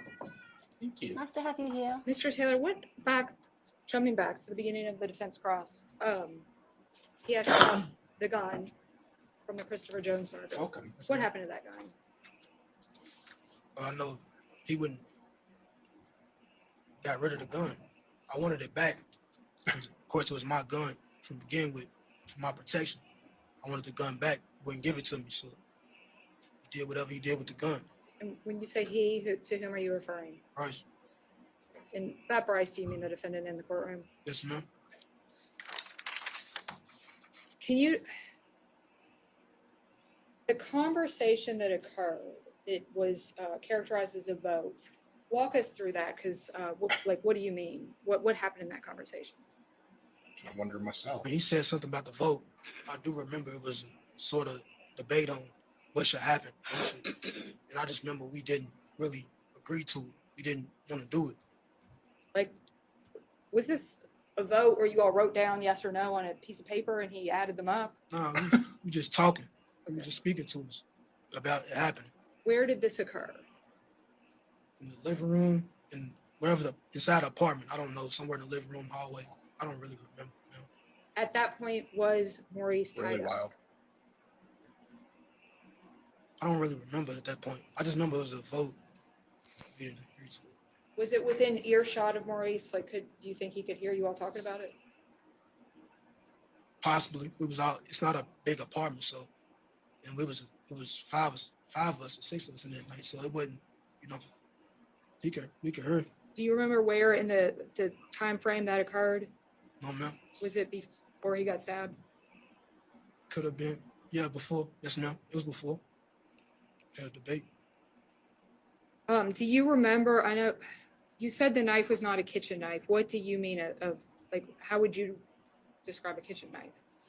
Kitchen knife that you just cut things on, like cut something with, like. But this is a personal knife. Okay. A personal knife that you carry around with you. Would you have it in your pocket or? A pocket knife. Yes, ma'am. Okay. That makes more sense. How old are you now? I'm 25, And how old were you in 2016? 17, ready to be 18. Do you? What was your birthday? June 20. So, did you turn 18 while this was when the prosecution first started on this Really case? interesting. Yes, ma'am. So at that time, did you move from a juvenile holding facility to adult jail? Yes, ma'am. When you were talking to Detective Tonelli on May Wonderful, Blue. Welcome. Oh, thank you. at age 17, did you have any family you could ask for advice? I'm sorry, repeat the question again. Did you have any family you could ask for advice? About the situation. Yeah. I didn't have no family to really go to. I was tired and shit, you know. Between the 22nd and the 25th, did you talk to anybody about this case? Like between when it happened and when you got picked up by police?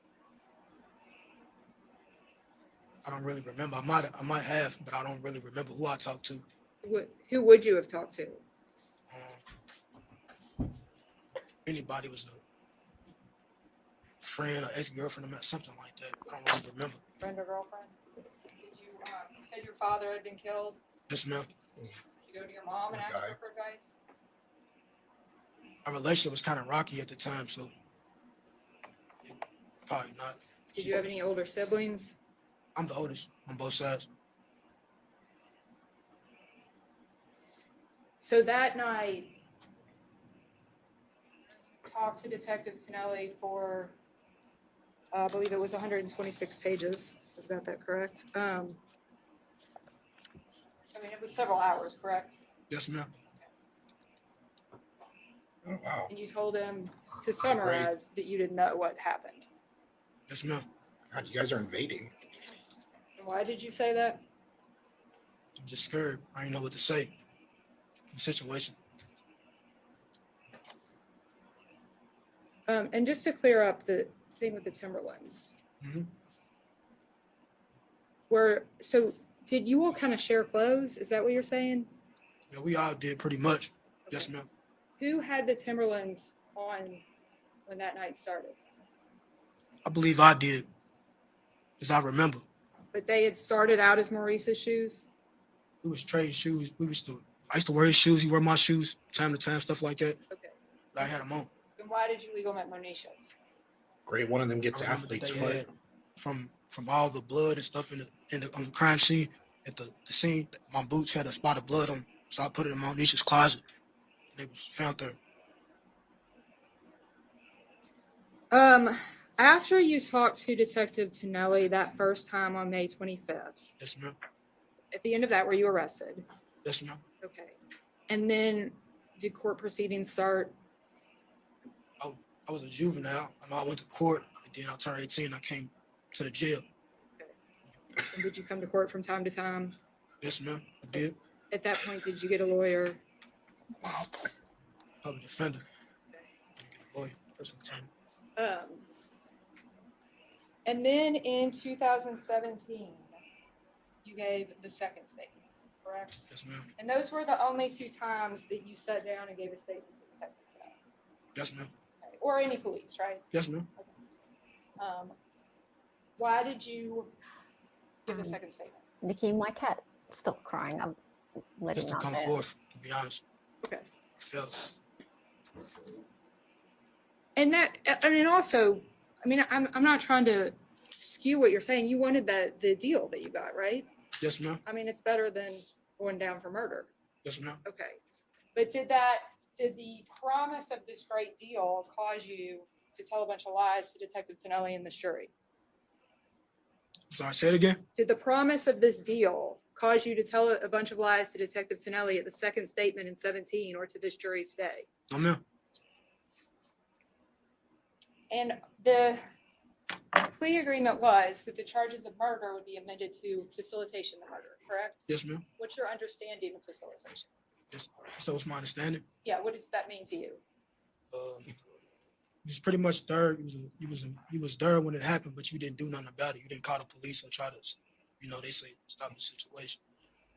So I Okay. see you was there. You facilitated by being there, present when it happened. Like helping it along to some extent? Yes, ma'am. Okay. You. And is that how you feel about your role in this now? Yes, ma'am. I mean, what do you feel? Right now, I just looking back, we was just kids. We was just young. We didn't really, you know what I'm saying? I know me, I wasn't even thinking about stuff like that. I was too busy worrying about where I was gonna sleep at and being home and stuff like that. I didn't have a mentality. I didn't have a mentality of all that. I was just, I was just present when it happened. We never knew this was going to, happen. We never knew. It was talked about, but we didn't believe. At the time, it was partying and stuff. We don't believe this stuff, man.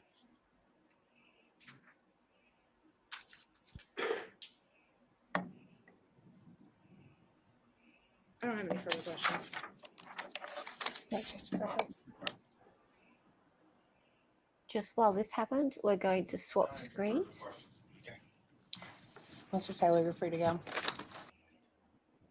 Thank you, Dali.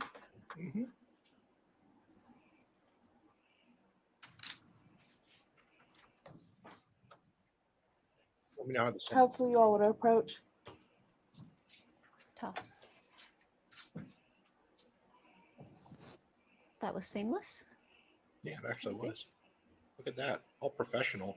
So professional. Check us out. We're like a real TV station. I know. I know. No one even noticed. I didn't even need to say anything really. Yeah. So Dali's presenting the court feed now rather than myself. Because I have a fridge repairman turning up in a minute. Yeah. Her refrigerator isn't running. My refrigerator's not running. Which sounds hilarious, except it's the middle of summer in Australia and my fridge stopped. Not good.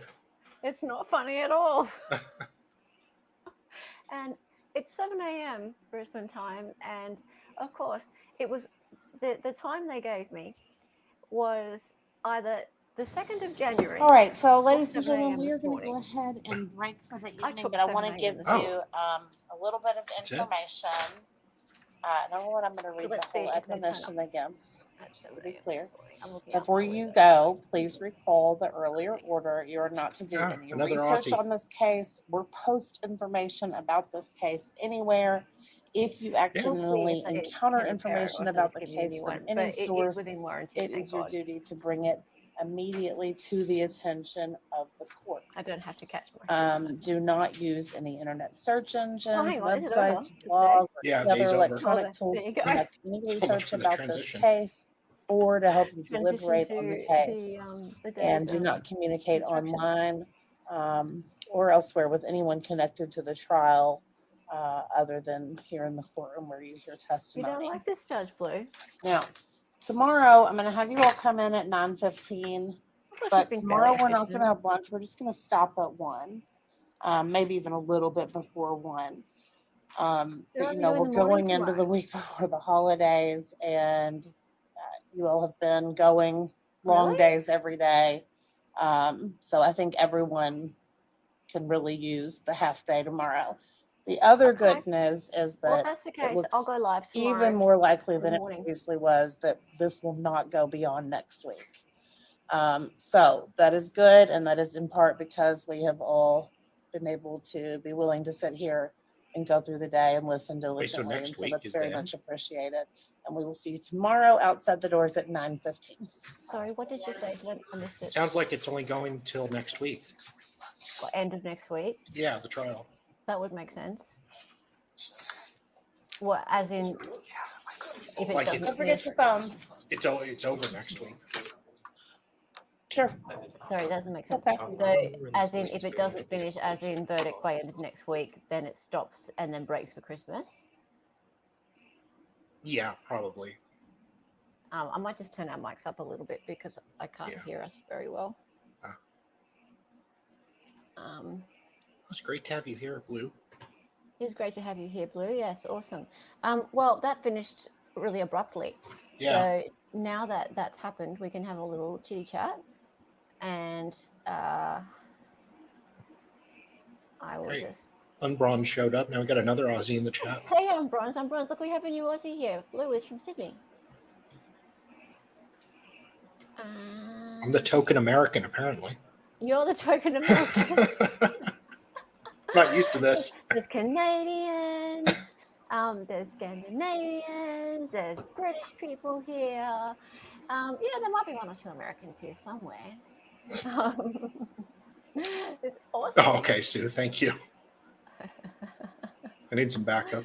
You need some backup. Hang on, I'm just going to turn my mic up a little bit. Okay, there we go. That's a bit better. All right. So that was a wild day in court, wasn't it? Yeah. Whoa. Okay. So it looks like my fridge man's not here yet, so I can just finish this day off. That's wonderful. And Puddingway is the token Dutch woman. I didn't know that, Puddingway. I didn't know you were. I don't know if they have the yeah. part we missed up yet. Look, you mean the tool mark guy? No, because I think when that guy first got on the stand, he said he wasn't going to answer any questions. And the judge was like, no, you're answering questions or we're revoking the deal and you're going back to jail. Oh, And was that very, part. yeah. Okay, well, and online readers here. You've all been with me getting my hair did. Oh, hello.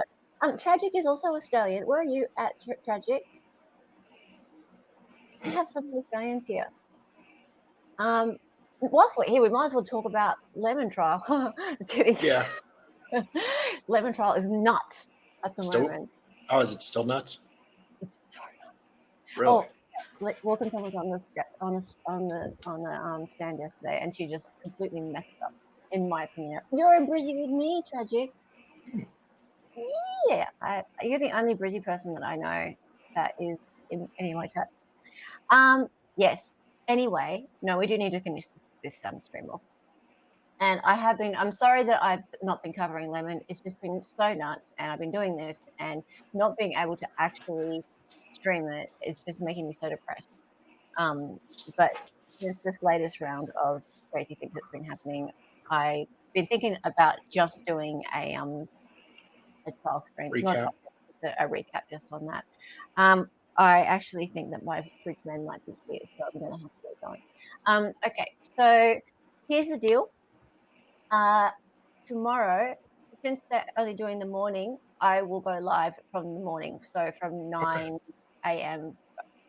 Yeah, Eastern. no, sorry, 9:30 a.m. Eastern. Maybe 9:15 Eastern. Yeah. So just make sure that we catch it. When it starts. Everyone get in early, and I'll go live right from the beginning. Yep. Thank you, everyone, for being here. I really appreciate it. Awesome. And that's about it. Awesome. Anything else? No. Oh, good. And Kitty Cat's at the door, and the fridge man's here, and it's all happening. Love you all. You're just amazing. Thank you. Hope to see you guys tomorrow. Yeah, I hope to see you all back here. Same bat time, but same bat channel, but not same bat time. 9:15 a.m. Eastern. Yep. Bye. Love ya.